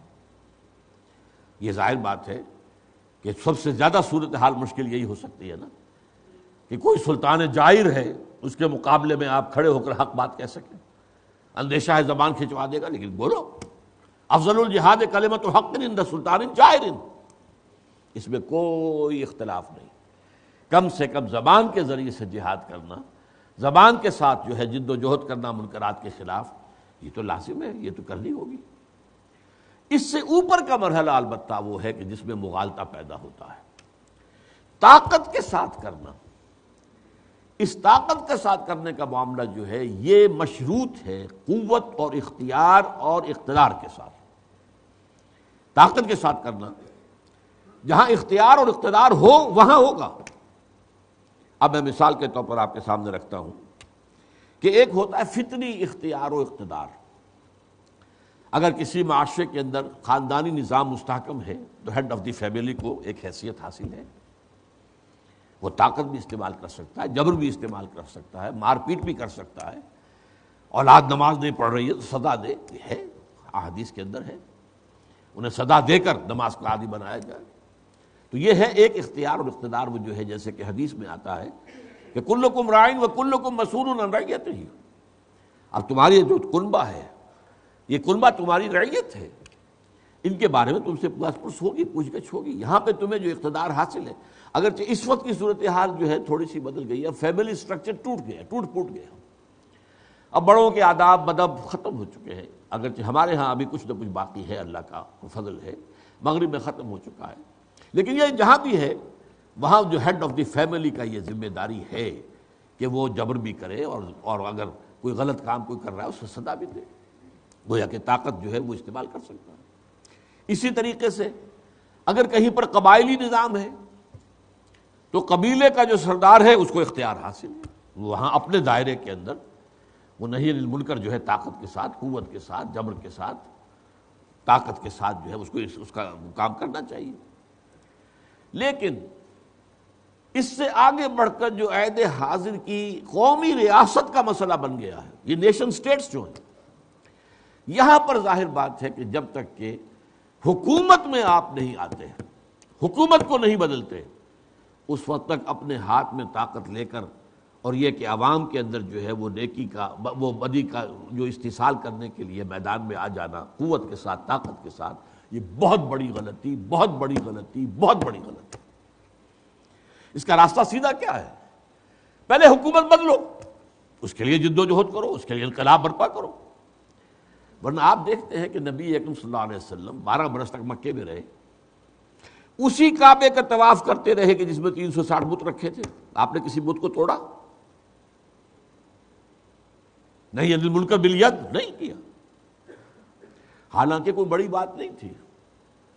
رات کے وقت کوئی 10 جانثار نوجوان بھی حضور کے ہوتے، ان کو حکم دیا جاتا جا کے توڑ دو سارے بت، وہ بت ٹوٹ جاتے، بعد میں جو کچھ ہوتا دیکھا جاتا، لیکن نہیں۔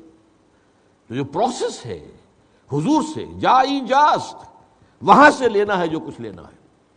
تو یہ جو اپنے ہاتھ میں طاقت لے لینا ہے بغیر کسی حکومت کی تبدیلی کے، اس وقت تک تو سارا ایمفیسس ہونا چاہیے آپ کا انقلاب لانے پر، تاکہ حکومت بدلے۔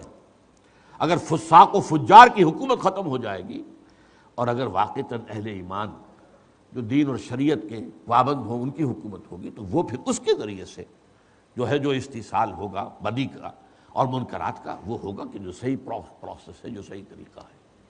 تو جوش میں آ کر اور جذبے کے تحت اس میں تجاوز کر جانا، یہ بہت بڑی غلطی ہے، بہت بڑی غلطی ہے، بہت بڑی غلطی ہے۔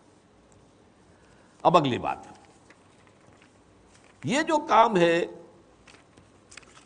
یہ کسی محدود جگہ اور کسی محدود پیمانے پر ہونا جو ہے یہ مفید نہیں ہے۔ ہاں اگر کوئی چھوٹا سا جزیرہ ہو، فرض کیجئے ایک علیحدہ ملک ہے، چھوٹا سا جزیرہ ہے، چند لاکھ کی آبادی ہے، تو چند ہزار کی نفوس پر جماعت مشتمل ہوگی تو وہ بھی انقلاب برپا کر دے گی، کوئی شک نہیں۔ حضور کے زمانے میں کیا تھا؟ پورے جزیرہ نما عرب کی آبادی کتنی ہوگی؟ اور خاص طور پر چونکہ پھر وہاں کوئی مرکزی حکومت تو تھی ہی نہیں، تو معاملہ جو تھا وہ تو براہ راست قریش کے ساتھ تھا۔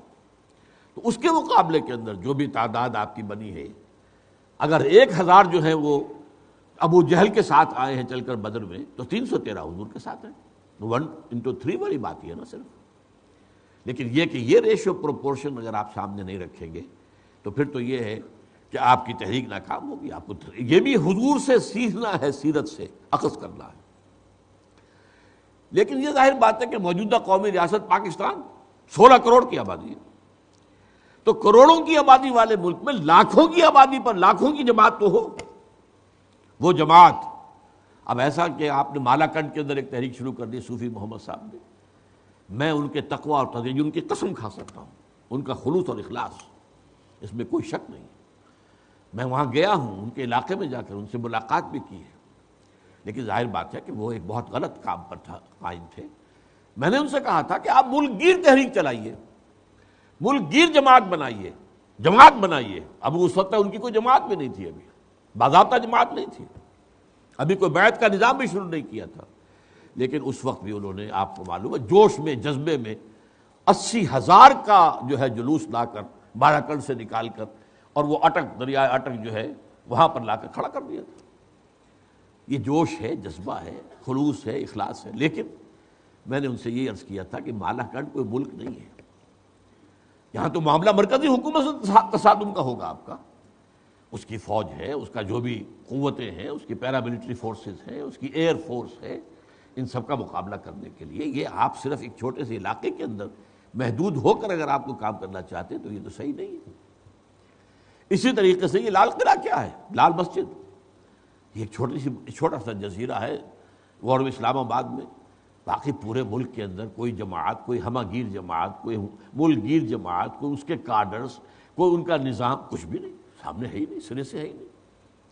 تو اس اعتبار سے یہاں تک کہ کسی پورے صوبے کے اندر بھی اگر آپ کے پاس اقتدار آ جائے، آپ کچھ نہیں کر سکتے۔ آج یہ MMA کا جو حشر ہوا ہے صوبہ سرحد کے اندر، حکومت ان کی ہے، کیا کر سکے؟ کچھ نہیں کر سکتے، کوئی تبدیلی لا سکے؟ بیسک تبدیلی لا ہی نہیں سکتے۔ سارا معاملہ نظام جو ہے مرکزی ہے، نظام تعلیم مرکزی ہے، ذرائع ابلاغ اور ابلاغ کی پالیسی جو ہے مرکزی ہے، بینکنگ کا نظام مرکزی ہے۔ بہت محنت کر آ کے کچھ نہ کچھ جو ہے وہ خانہ پوری کرنے کے لیے حسبہ بل لے کر آئے تھے، اسے بھی سپریم کورٹ نے لا کر روک دیا، نہیں کر سکتے آپ۔ یہ تو ملک گیر جماعت، ملک گیر تحریک اور پاکستان کے حوالے سے لاکھوں افراد پر مشتمل جماعت، اور جماعت کیسے لوگوں کی؟ نمبر 1 جن کے دلوں کے اندر ایمان کا نور ہو، عمل میں شریعت کی پابندی ہو۔ نمبر 2 ایک نظم کے پابند ہو گئے ہو، خوگر ہم بھی تسلیم کی خو ڈالیں گے، بے نیازی تیری عادت ہی صحیح، عادت ہو جائے، لسن لو بے، اپنی رائے کو پیچھے ڈالنے کا انسان جو ہے اپنی رائے کی قربانی دینے کا جو ہے سیکھ لے کہ یہ بھی کام کرنا پڑتا ہے جماعت بنانے کے لیے۔ ورنہ واقعہ یہ کہ میں نے جیسے کہ عرض کیا، مشکل ترین کام دنیا میں جو ہے وہ جماعت بنانا ہے۔ اس کو آپ بائی پاس کر کے کچھ کرنا چاہیں گے تو کوئی کام تو نہیں کر سکتے۔ کوئی وقتی طور پر ہنگامہ کھڑا کر دیں، کوئی فساد پیدا ہو جائے، کوئی کچھ اور ہو جائے، اپنے خیال میں آدمی سمجھے کہ ہم نے بڑا تیر مار لیا ہے، لیکن یہ ہے کہ اس سے کوئی نتیجہ خیز تبدیلی برپا نہیں ہو سکتی۔ اور نمبر 3 یہ کہ ان کا تزکیہ ہو چکا ہو، سوائے اللہ کی رضا اور آخرت کی نجات کے کوئی شے مقصود کے درجے میں نہ ہو۔ مقصود اور مطلوب صرف اللہ کی رضا، کسی درجے میں بھی کوئی دنیاوی مفاد، کوئی دنیاوی اپنا کیریئر، کوئی دنیاوی اقتدار، لا یریدون علوا فی الارض ولا فسادا، اس شرط کے اوپر پورا اترنے والے ہوں۔ زمین میں اپنے لیے کوئی نہ دولت چاہیے، نہ کوئی اقتدار چاہیے، نہ کوئی طاقت چاہیے، کچھ نہیں چاہیے، اللہ کا دین چاہیے۔ اگر یہ ہوں تو پھر پرامن مطالباتی تحریک ملکی سطح پر، لیکن اس ملک کا ہدف کون ہوگا؟ حکومت ہوگی، عوام نہیں ہوں گے۔ اگر ہم جائیں اور جا کر جو ہے بازار میں ویڈیو کی دکانوں کو آگ لگانا شروع کرتے، غلط بات، یہ آپ کا کرنے کا کام نہیں ہے۔ آپ حکومت کے سامنے آئیے، مطالبہ کیجئے کہ بند کرو اس کو۔ آپ حکومت کے سامنے آئیے، مطالبہ کیجئے سود ختم کرو، ورنہ ہم پکیٹنگ کریں گے، آئیں گے ہم بینکوں کا گھیراؤ کریں گے، جلائیں گے نہیں، گھیراؤ کریں گے، گولیاں چلاؤ پر ہم جانے دیں گے۔ شہادت ہے مطلوب و مقصود و مومن، نہ مال غنیمت نہ کشور کشائی۔ تو ہدف جو ہے یہ حکومت ہو، عوام نہیں۔ عوام کے اوپر تو معاملہ آئے گا جب حکومت تبدیل ہو جائے گی، تو واحد ہی حکومت اب ان کے اوپر جو ہے وہ نہی عن المنکر کا اخلاق ہوگا، قوت کے ساتھ، طاقت کے ساتھ، اختیار کے ساتھ۔ اور پھر یہ کہ طاقت کافی ہو جائے اور یہ عوامی تحریک جو ہے یہ پرامن ایک احتجاجی تحریک، اس کا اگلا قدم یہ بھی ہو سکتا ہے، یہ بھی میں ڈنکے کی چوٹ کہہ رہا ہوں کہ پھر مسلح بغاوت بھی ہو سکتی ہے، وہ حرام نہیں ہے۔ جو لوگ بھی یہ سمجھتے ہیں کہ اگر ہماری حکومت کے اندر بیٹھے ہوئے ہیں نام نہاد مسلمان، چاہے وہ کیسے بھی مسلمان ہوں، چاہے وہ امریکہ کے پٹھو ہوں، چاہے پپٹس ہوں، چاہے سیکولرزم کے نام پر اور چاہے روشن خیالی کے نام پر وہ دینی اقدار اور شاعر کا بیڑا غرق کرنے پر اترے ہوئے ہوں، لیکن یہ کہ آپ جو ہے بس ان کی اطاعت کیجئے، صرف کلمہ خیر کہتے رہیے، نہیں، غلط بات۔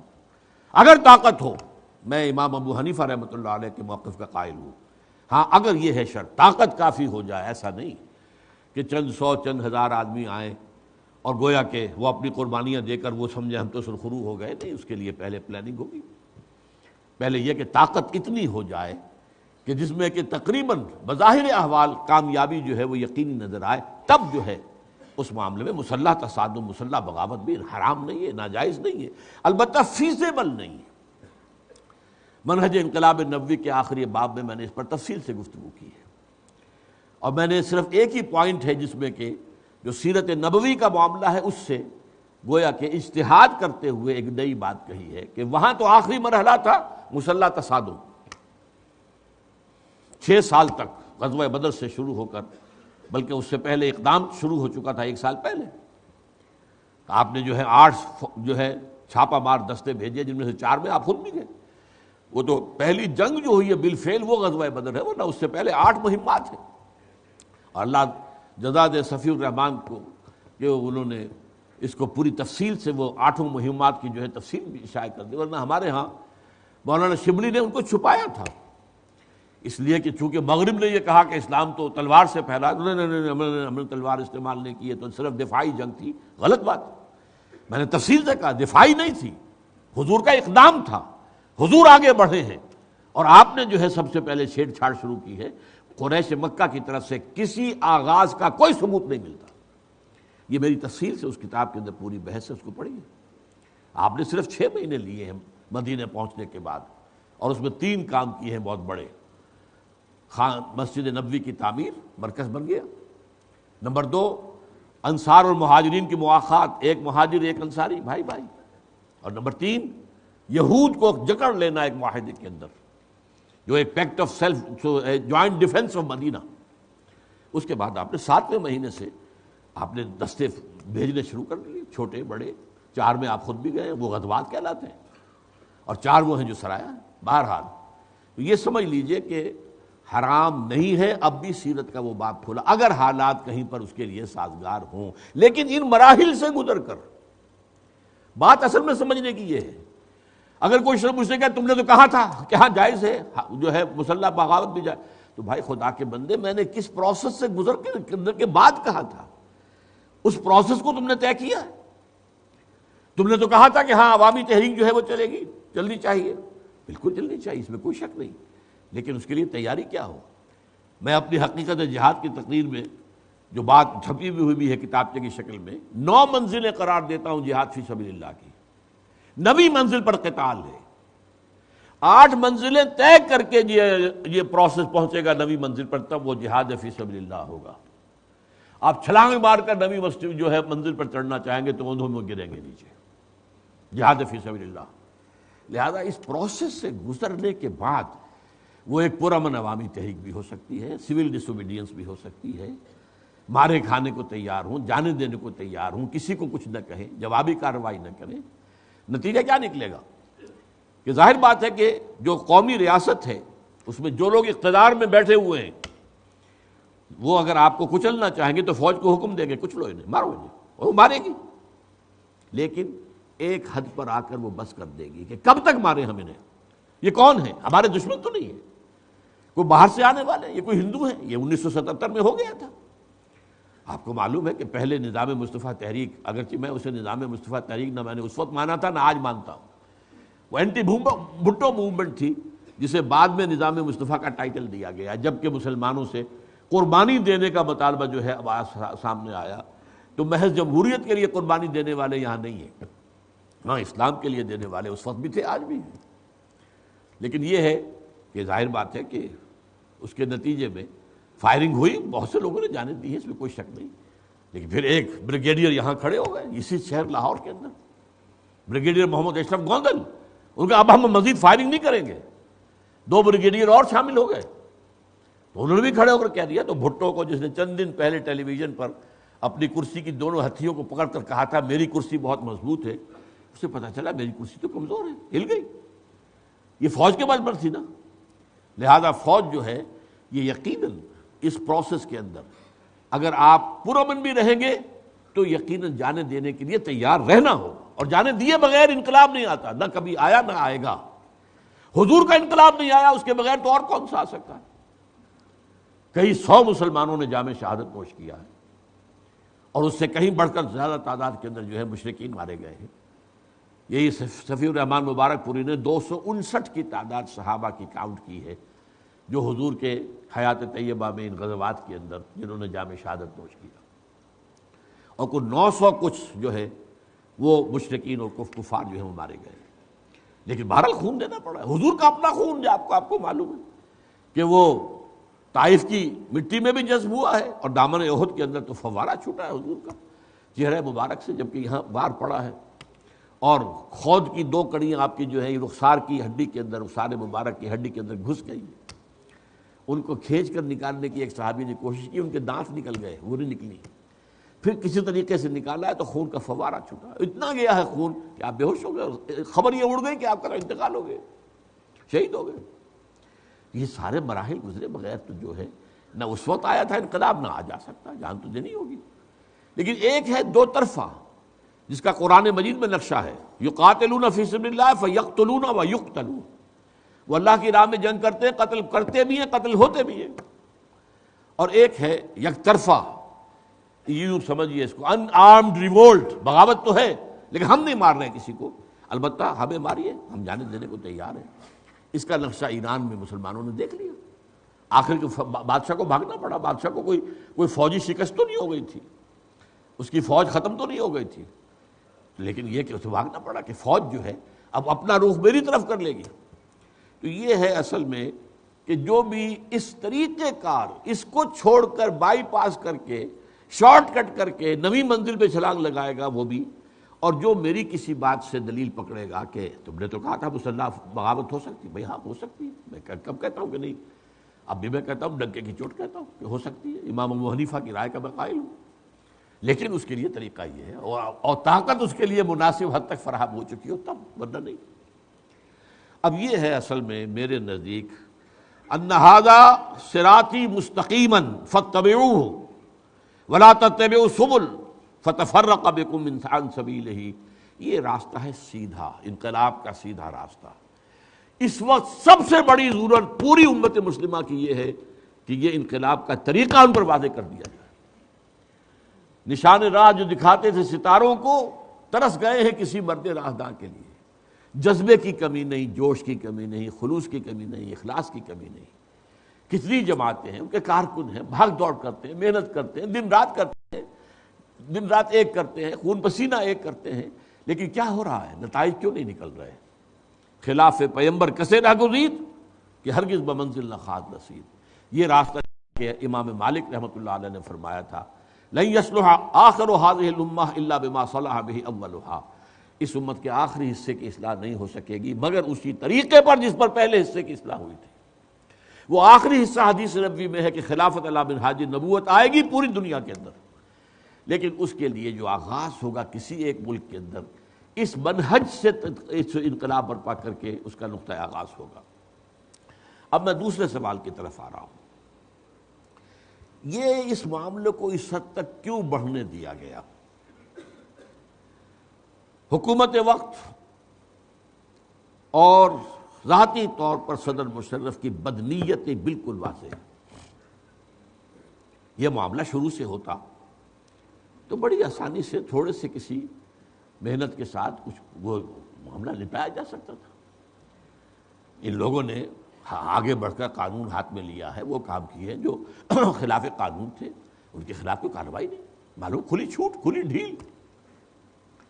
یا تو وہ ڈیل اور ڈھیل سیاسی سطح پر ہو رہی تھی بے نظیر کے ساتھ، اور یا یہ ڈیل جو ہے ہو رہی ہے، یا ڈیل لوگ تو اب سمجھتے ہیں کہ شاید ڈیل ہی تھی، میرے نزدیک وہ ڈیل نہیں تھی۔ میں ان عبد البرادران جو ہیں ان کے خلوص و اخلاص کا قائل ہوں، لیکن یہ ہے کہ بہرحال اس میں جو ڈھیل دی گئی ہے یہ بدنیتی پر مبنی تھی۔ اس کی وجہ کیا تھی؟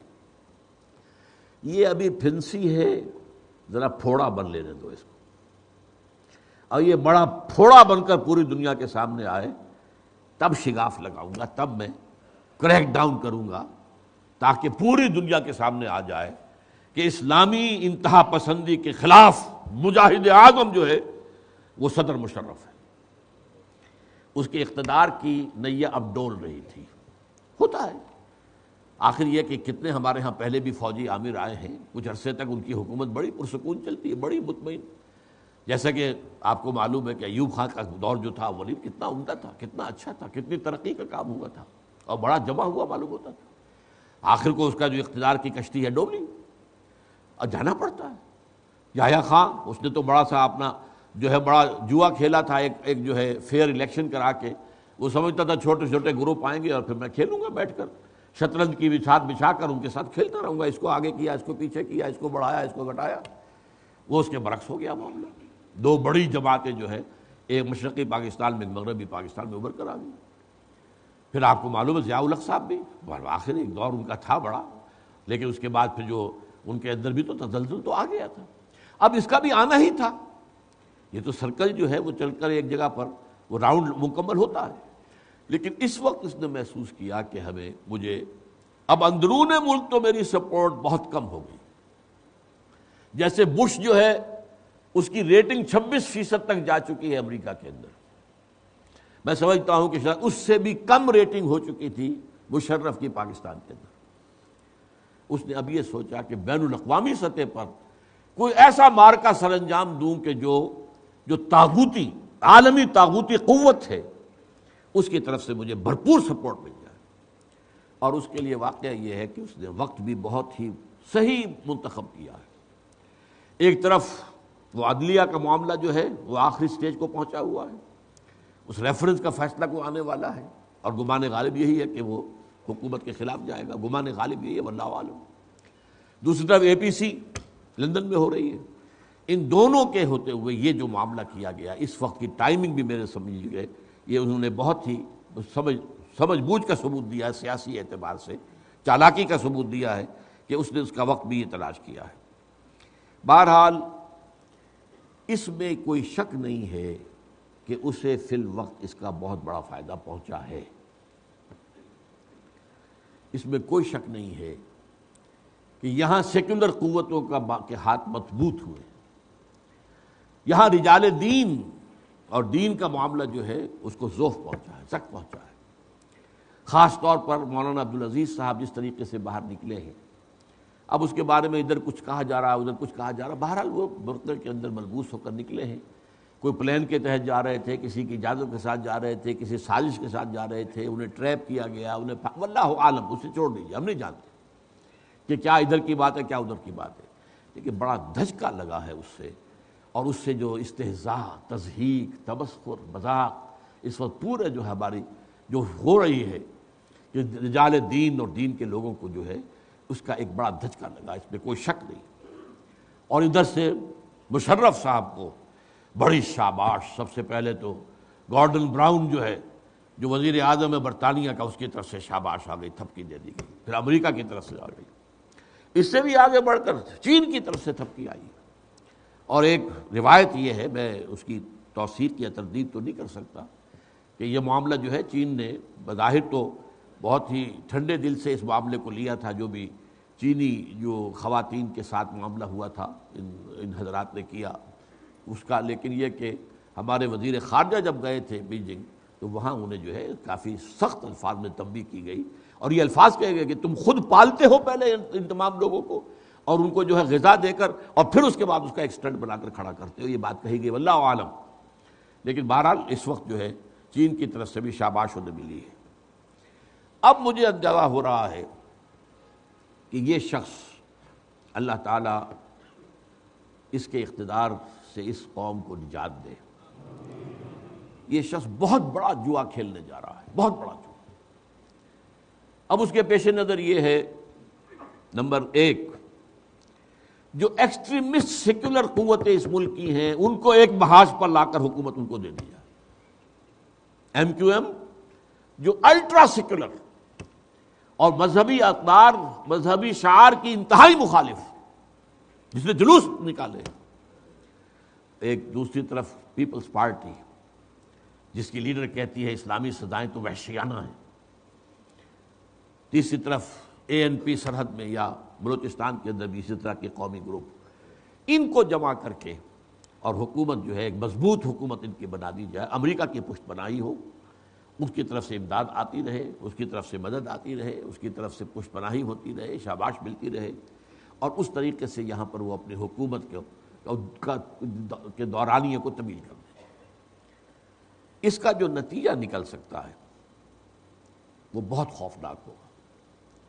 پولرائزیشن بڑے پیمانے پر ہو جائے گی۔ ظاہر بات ہے کہ آخر اس ملک کے اندر خاص طور پر خاص علاقہ جو ہے، آپ کو معلوم ہے صوبہ سرحد، قبائلی علاقہ، ان کے کلچر کے اندر مذہب ہے، شاعر اسلام، نماز روزہ ان کے کلچر کا حصہ ہے، وہ دین سے بڑھ کر اس کلچر کا اعتبار سے، اور وہاں پر آپ کو معلوم ہے کہ پھر وہ جو بھی جہاد افغانستان، جہاد کشمیر اور جہادی تنظیموں کے لوگ جو ہیں، بقیت السیف کہہ لیجئے انہیں، وہ جو ہے وہ وہاں پر ہے موجود، اس میں کوئی شک نہیں۔ اور یہاں پر بہت صورتحال جو ہے، یہ کہا گیا ہے کہ یہ جو بھی کچھ حملے ہوئے ہیں ابھی پاکستان کی فورسز کے اوپر، یہ اس کا کوئی تعلق لال مسجد سے نہیں ہے، لیکن بالکل سفید جھوٹ ہے، یہ اسی کا رد عمل ہے۔ جو وہاں پر بھی ایک حملہ ہوا اور اس میں کچھ یعنی فوجی بھی ہیں وہ بھی جاں بحق ہوئے ہیں، 10,000 افراد کا جلوس جو ہے وہ سوات میں نکلا ہے، تو معلوم ہوتا ہے کہ وہ اس کی ایک بیکنگ تو ہے، جیسا کہ میں نے پورا آپ کے سامنے بیک گراؤنڈ رکھ دیا تھا کہ مختلف تحریکیں جو ہیں وہ کس کس پہلو سے ہمارے ہاں ہیں، موجود ہیں، اس میں کوئی شک نہیں۔ یہ جہاد افغانستان کا فال آؤٹ اور جہاد کشمیر کا جو ہے، اور یہ سب کچھ ہو رہا ہے اب، تو اس صورتحال میں ملک و ملت کے لیے شدید ترین خطرہ ہے اس کے ٹوٹ جانے کا۔ اس میں خاص طور پر مولانا فضل الرحمان 2 مرتبہ کہہ چکے ہیں کہ اگر پیپلز پارٹی کے ساتھ حکومت کا گٹھ جوڑ ہوا تو ملک ٹوٹ جائے گا، 2 دفعہ کہہ چکے ہیں۔ اس انداز میں انہوں نے کبھی فیصلہ کن طریقے سے بات نہیں کی کبھی، اب انہوں نے کہا، اور میں یہ سمجھتا ہوں کہ یہ بات ٹھیک کہہ رہے ہیں، ٹوٹے گا وہ اس لیے کہ صوبہ سرحد کے بارے میں نے آپ کو بتایا، انتہائی حساس علاقہ جو ہے وہ صوبہ سرحد ہے۔ پھر یہ کہ وہاں پر جیسا کہ میں نے عرض کیا کہ مذہب جو ہے وہ ان کے کلچر کا جز ہے، پھر قبائلی علاقوں کے اندر مسلح موجود ہے، اسلحہ ان کے پاس موجود ہے، ان میں سے تو ہر ایک جو ہے وہ فوجی ہے۔ اور یہ کہ افغانستان کی طرف سے جو جارحیت ہو رہی ہے اب، اور جو ان کو ڈیورنڈ لائن کو انہوں نے چیلنج کر دیا ہے، وہ سمجھتے کہ یہ علاقہ تو ہے ہی ہمارا، وہ تو ایک معاہدہ تھا ڈیورنڈ لائن کا، اس کا وقت مدت ختم ہو چکی ہے۔ یہ صورتحال جو ہے سب سے زیادہ جو ہے حساس اور خطرناک خطہ، اور اس خطے کے اندر وہ جہادی قوتیں اور ان کے اثرات میں موجود ہیں۔ آخر 80,000 کا جلوس اگر نکال کر لے آئے تھے صوفی محمد صاحب، اب اگرچہ وہ جیل میں پڑے ہوئے 4 سال سے، اور وہ مقدمہ جو ہے لڑ رہے ہیں، وہ قانونی جنگ جو ہے جاری رکھے ہوئے ہیں، لیکن یہ کہ وہاں پر وہ مواد موجود ہے، بارود موجود ہے، اس کے لیے چنگاری جو ہے کوئی بھی ہو سکتی ہے کہ جو اس کو بھڑکا دے۔ اور اس سے بھی آگے بڑھ کر مجھے اندیشہ ہے کہ اب مساجد اور مدارس کے خلاف بھی کوئی بڑا کریک ڈاؤن ہوگا۔ ابھی تک معاملہ جو ہے حکومت نے یہ کام یہاں نہیں کیا تھا، اور یہ ہے کہ ان کا جو پیر و مرشد ہے امریکہ، اس کی بھی ماضی قریب تک، کچھ عرصے پہلے تک جو پالیسی تھی وہ رینڈ کارپوریشن کی رپورٹ میں آئی تھی کہ اس نے 4 حصوں میں تقسیم کیا تھا مسلمانوں کو۔ ایک ہیں فنڈامنٹلسٹ جو اسلام کو نظام سمجھتے ہیں اور نظام کی حیثیت سے اسلام کا احیاء چاہتے ہیں، اسلام کو قائم کرنا چاہتے ہیں، وہ ہمارے دشمن ہیں، ہمیں انہیں ختم کر کے رہنا ہے۔ دوسرے ٹریڈیشنلسٹ ہیں، یہ مدرسوں اور مسجدوں میں جو مولوی بیٹھے ہوئے ہیں یہ قدامت پرست ہیں، روایت پرست ہیں، یہ فی نفسہ ہی کوئی خطرہ نہیں ہے، ان کے سامنے اسلامی نظام کا کوئی مسئلہ نہیں ہے، لیکن اگر یہ فنڈامنٹلسٹ کے ساتھ مل گئے تو پھر بہت بڑا خطرہ ہے، لہذا انہیں علیحدہ رکھو اور انہیں آپس کے اختلافات کے اندر الجھائے رکھو۔ اور تیسرے ماڈرنسٹ ہیں جو اسلام کی وہ تعبیر کرنا چاہ رہے ہیں کہ جو ہماری تہذیب کے ساتھ جو ہے میل کھا جائے۔ وہ 2 جاوید تو یہی لاہور میں ہیں، جاوید غامدی صاحب بھی ہیں اور جاوید اقبال بھی ہیں، جو بھی کر رہے ہیں اس وقت، جو بھی، اور ان کے بارے میں باقاعدہ سفارش کہ ایسے لوگوں کو خاص طور پر الیکٹرانک میڈیا پر ایکسپوژر دیا جائے، اس لیے کہ ظاہر بات ہے کہ مسجد میں تو کوئی انہیں داخل ہونے نہیں دے گا، کون ان کا خطبہ سنے گا، تو ایکسپوژر جو ہے ٹریڈیشنلسٹ کو تو ہر جمعے کے روز جو ہے لوگ اس کے سامنے موجود ہوتے ہیں، تو ان کو الیکٹرانک میڈیا کے اوپر جو ہے وہ ان کو سب دیا جائے، موقع دیا جائے۔ اور چوتھے سیکولر ذہن کا جو ہے مسلمان، وہ تو ہمارا ہی ہے، لیکن اندازہ یہ تھا کہ گویا کہ امریکہ یا یہ موجودہ طاغوتی نظام اسلام بحیثیت دین کے خلاف تو اس نے جھنڈا جو ہے بغاوت کا اور جنگ کا طبل جنگ بجا دیا ہے، لیکن اسلام بطور مذہب کو وہ ابھی برداشت کرنے کو تیار ہے۔ یہ میرا گمان تھا اور یہ میں اپنی مختلف تقاریر کے اندر کہتا بھی رہا ہوں، اور میں نے بلکہ ان کی طرف سے یہ دلیل دی کہ بش یہ کہہ سکتا ہے کہ دیکھو مسلمانوں، تم یہاں آئے، تم نے ہمارے ملک میں آ کر چرچ خریدے اور مسجدیں بنا لی، سینیگوگ، سلوتے یہودیوں کے خریدے اور مسجدیں بنا لی، ہم نے کوئی اعتراض تو نہیں کیا نا۔ تم نے لاکھوں یہاں پہ جو افرو امریکن نے مسلمان بنا دیا، ہم نے اختلاف تو نہیں کیا، ہم نے کوئی تمہیں روکا نہیں، لہذا مذہب کے اعتبار سے کوئی خطرہ نہیں ہے، کوئی ہماری جنگ نہیں ہے، بلکہ یہ کہ تم روزے رکھتے ہو، ہم وائٹ ہاؤس میں تمہیں ایک دعوت افطار بھی دے دیتے ہیں، تم عیدیں مناتے ہو، ہم خاص جو ہے یادگاری ٹکٹ ایشو کر دیتے ہیں۔ ہماری جنگ جو ہے وہ سیاسی اسلام، پولیٹیکل اسلام کہتے تھے شروع میں، پولیٹیکل اسلام، پھر اسے کہا گیا فنڈامنٹلسٹ جو اسلام کو نظام سمجھتے ہیں، پھر اس میں اضافہ کیا گیا نظام خلافت، جو بھی خلافت کا نام لینے والا ہے وہ ہمارا دشمن ہے۔ لیکن اب وہاں پر جو یہودی لابی ہے اس نے ایک قدم آگے بڑھا دیا ہے، اور جو عیسائیوں میں سے نیو کونز ہیں کہ جن کی حکومت اس وقت امریکہ کے اندر اصل، اور بش جن کے ہاتھ کے اندر ایک پپٹ کی حیثیت سے ہے، انہوں نے اس سے نیچے اتر کر کہنا شروع کیا ہے یہ قرآن ہے، سورس ہے سب سے بڑی خرابی کی، معاذ اللہ صبح معاذ اللہ۔ یہ لارڈ گلیڈسٹون نے کہا تھا پچھلی صدی میں، اس نے پارلیمنٹ میں، برطانوی پارلیمنٹ میں، یہ وزیر اعظم تھا وہاں کا، قرآن مجید کا نسخہ لہرایا، جب تک یہ کتاب دنیا میں موجود ہے امن نہیں ہو سکتا، یہ جنگ سکھانے والی کتاب ہے، قاتلو، قتال کرو، جنگ کرو، یہ سارے معاملہ جو ہے یہ تو جہاد اور قتال اور شہادت جو ہے سب سے اونچا مرتبہ ہے۔ ان اللہ یحب الذین یقاتلون فی سبیلہ صفا کانہم بنیان مرصوص، لہذا وہ قرآن مجید کو بھی انہوں نے گٹر کے اندر اس کے اوراق جو ہے وہ بہائے، تاکہ مسلمانوں کی حمیت اگر جوش میں آئے تو پھر ان کے اوپر کوئی کریک ڈاؤن ہو سکے۔ اب صورت کیا ہے کہ وہ کہتے ہیں شریعت ہی حرام ہے، شریعت ہی غلط ہے، شریعت ایول ہے، گویا کہ اب وہ فنڈامنٹلسٹ سے آگے بڑھ کر ٹریڈیشنلسٹ کے خلاف بھی کھلا اعلان جنگ کر رہے ہیں، اس لیے کہ صاف بات ہے، یہ بات ان کی سمجھ میں آ گئی ہے تو ٹھیک آ گئی ہے۔ آخر قرآن پڑھیں گے تو کہاں لے جائیں گے؟ جہاد کی آیات کو کہاں لے جائیں گے؟ دین کے غلبے کی جد و جہد کو کہاں لے جائیں گے؟ یہ قتال اور جہاد کی آیات کہاں لے جائیں گے؟ احادیث پڑھیں گے تو کہاں لے جائیں گے ان چیزوں کو؟ لہذا وہ جذبہ جو ہے وہ تو ان کے ذریعے سے پروان چڑھے گا، پھیلتا رہے گا۔ لہذا اب جو ان کی جنگ ہے وہ آل آؤٹ وار ہے اگینسٹ اسلام۔ اب وہ تقسیم جو تھی کہ صرف فنڈامنٹلسٹ اور خلافت کا نام لینے والے اور اسلام کو ایک سیاسی اور معاشرتی اور معاشی نظام سمجھنے والے جو ہیں ان کے خلاف جنگ ہے ہماری، نہیں، اب وہ اسلام بحیثیت مجموعی، بحیثیت کل، وہ ان کا ٹارگیٹ ہے۔ اور میں یہ سمجھتا ہوں کہ شاید اسی کے ضمن میں اب معاملہ جو ہے یہاں پر بھی ایک خبر بھی آئی تھی کہ کچھ اور مدارس کو بھی حکومت پاکستان نے سرویلنس کے لسٹ پر رکھ لیا ہے۔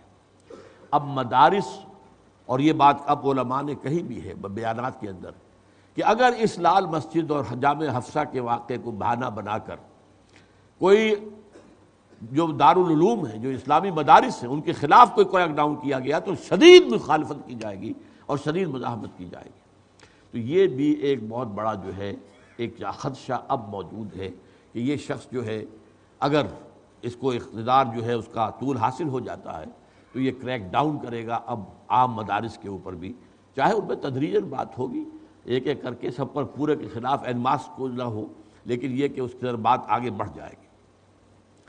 اب آئیے آخری بات، اب جو یہ سٹینڈ آف ہے اس وقت، آج 6واں دن شروع ہو چکا ہے، اس کا فوری نتیجہ کیا نکلے گا؟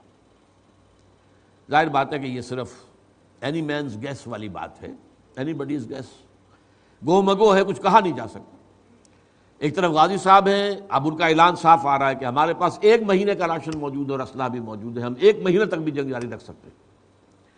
دوسری طرف یہ کہ آج کی تازہ خبر آپ کے علم میں ہوگی کہ ایک لیفٹیننٹ کرنل جو ہیں وہ بھی جاں بحق ہو گئے ہیں، پاکستان فوج کے ایک بڑے افسر، ایک میجر جو ہیں وہ زخمی ہوئے ہیں۔ اب معاملہ جو ہے، اور پرویز مشرف کا بیان جو ابھی میں آتے ہوئے ٹی وی پر خود سن کر آیا ہوں، ان کی زبان سے خود براہ راست بڑی دھمکی دی ہے اس نے کہ باز آ جائیں ورنہ مارے جائیں گے، مارے جائیں گے، مارے جائیں گے۔ یہ ہم نے ریسٹرینٹ جو اب تک کی ہے وہ اس لیے کی ہے کہ وہاں پر بے گناہ قسم کے لوگ بھی ہیں، بچے بھی ہیں اور طلباء بھی ہیں، طالبات بھی ہیں، لیکن اگر باز نہیں آئے تو پھر ظاہر کہ کوئی ایکشن ہمیں لینا پڑے گا اور بہت بڑی تباہی آ جائے گی۔ اب دونوں طرف موقف بظاہر تو بہت ہی بے لچک ہے، لیکن یہ ہے کہ اب ہوگا کیا؟ اگر مولانا عبدالرشید صاحب نے ہتھیار ڈال دیے تو اس ملک کے سیکولر عناصر بغلے بجائیں گے، فتح کے شادیانے بجائیں گے، دین اور رجال دین کی تضحیک، استہزاء، تمسخر ایک دم بہت بڑے پیمانے پر ہوگا۔ بس ہو گیا ختم، وہ سب شہادت کی باتیں وہ کہاں گئی؟ وہ حلف شہادت کے، شریعت یا شہادت، شریعت یا شہادت، کہاں گیا بات؟ اس سے یقین جو ہے یہ بات سمجھ لیجئے، مولانا عبدالعزیز صاحب کا جو بھی معاملہ ہوا ہے، جیسا کہ میں نے پہلے کہا، میں نہیں کہہ سکتا کہ کیا ہوا، کس طرح سے ہوا، یہ تو ہے کہ وہ نکلے ہیں، برقع اوڑھ کر نکلے ہیں اور پکڑے گئے۔ اب آیا وہ ان کو ٹریپ کیا گیا ہے، کوئی کسی ایجنسی کے ذریعے سے پیغام دیا گیا ہے کہ آپ نکل جائیں تو آپ کو کچھ نہیں کہا جائے گا، وغیرہ وغیرہ، واللہ عالم، سارا کچھ ہی ہو سکتا ہے ممکن، ہم تو نہ کسی بات کی توثیق کر سکتے ہیں نہ تردید کر سکتے ہیں، لیکن یہ کہ اس کا بھی دھچکا بہت بڑا لگا ہے۔ دین اور دین کے نام لیواؤں کے لیے یہ معاملہ بہت بڑا دھچکا ہوگا اگر اب انہوں نے سرنڈر کر دیا۔ دوسرا یہ ہے کہ اگر وہ جیسا کہ کہہ رہے ہیں اگر جامع شہادت نوش کر جائیں، اور انہوں نے جیسے کہ وصیت بھی لکھوا دی ہے کہ ہمیں مسجد ہی میں دفن کیا جائے وغیرہ وغیرہ وغیرہ، تو اس میں یہ ہے کہ فوری طور پر صوبہ سرحد کے اور اس کے ملحق علاقوں کے اندر تو یقیناً بہت بڑا طوفان اٹھے گا، اور بڑے پیمانے پر اس ملک کے مسلمانوں میں اور جذباتی اعتبار سے، جذبے کے اعتبار سے جو انگڑائیاں لے گا یہ جہاد والا معاملہ، اور یہ جو سارا پوری صورتحال ہے، اس کے اندر جو ہے ایک دم جو ہے بڑی تیزی آئے گی، اور یہ میں سمجھتا ہوں کہ صرف صوبہ سرحد نہیں بلکہ بقیہ بھی جگہوں پر اب ایسے لوگوں کو تقویت حاصل ہو جائے گی، اور ایک جو سمجھیے روشنی کا مینار بن جائے گا کہ جس سے لوگوں کو مستقل طور پر غذا ملے گی، حوصلہ ملے گا کہ یہ ایک بہادری کی ایک مثال ہے جو قائم کی گئی ہے، اور قربانی کی ایک اعلیٰ مثال ہے جو قائم کی گئی ہے۔ اور میرے نزدیک یہ ہے کہ عسکریت پسندی جو ہے ہمارے ہاں اس کو تقویت حاصل ہوگی، ایک آخری امکان میرے ذہن میں یہ آتا ہے، واللہ عالم ہو یا نہ ہو، یہ ہو سکتا ہے کہ کوئی ڈیل ہو جائے اور حکومت غازی صاحب اور ان کے اہل خانہ کو، ان کی والدہ، ان کی اہلیہ اور مولانا عبدالعزیز کی اہلیہ، ان کے خاندان والوں کو، ان کو معافی دے کر اور باہر نکلنے پر آمادہ کر دے، اور ان کے ساتھ صرف جو جینوئن طلبہ ہیں ان کو جانے دیں۔ لیکن جو دوسرے عسکریت پسند یہاں پر اگر آئے ہیں، جو جینوئن اسٹوڈنٹس نہیں ہیں وہاں کے، تو ان کی گرفتاری کے اوپر اکتفا کر لے حکومت کہ یہ بھی ہمارا ایک بڑا گین ہے، بڑی کامیابی ہے، اور اسے بھی ہم مغرب کے سامنے لا کر اور ان سے شاباش اور ان سے تائید جو ہے حاصل کر سکتے ہیں۔ واللہ عالم، یہ ایک خیال صحیح ہے میرا، لیکن ظاہر بات ہے کہ اس کے بارے میں کچھ کہنا اس سے زیادہ ممکن نہیں ہے۔ میں آپ حضرات کا بہت مشکور ہوں کہ آپ نے میری طویل گفتگو، جس میں بہت سی باتیں، جیسا کہ میں نے عرض کیا تھا کہ تکرار بھی ہے، کہ جس میں کہ بہت سی باتیں جو اس سے پہلے بھی میری گفتگو میں آتی رہی ہیں، ان کو بھی میں نے آج دہرایا ہے اختصار کے ساتھ، تاکہ یہ پورا نقشہ ایک دفعہ آپ کے سامنے آ جائے۔ میں اللہ تعالیٰ سے دعا کرتا ہوں کہ اس میں سے جو بھی خیر ہے وہ آپ کے دلوں اور ذہنوں میں جاگزی ہو جائے، اور سب سے بڑی ضرورت اس وقت کی وہ آپ کے سامنے آ جائے کہ منہج انقلاب نبوی کو عام کیا جائے، پھیلایا جائے، لوگوں کو اس سے متعارف کرایا جائے، اور ایک جماعت جو ہے، ایک حزب اللہ، اس کی تشکیل کے لیے کمر کس لی جائے۔ اقول قولی ھذا واستغفر اللہ لی ولکم ولسائر المسلمین والمسلمات۔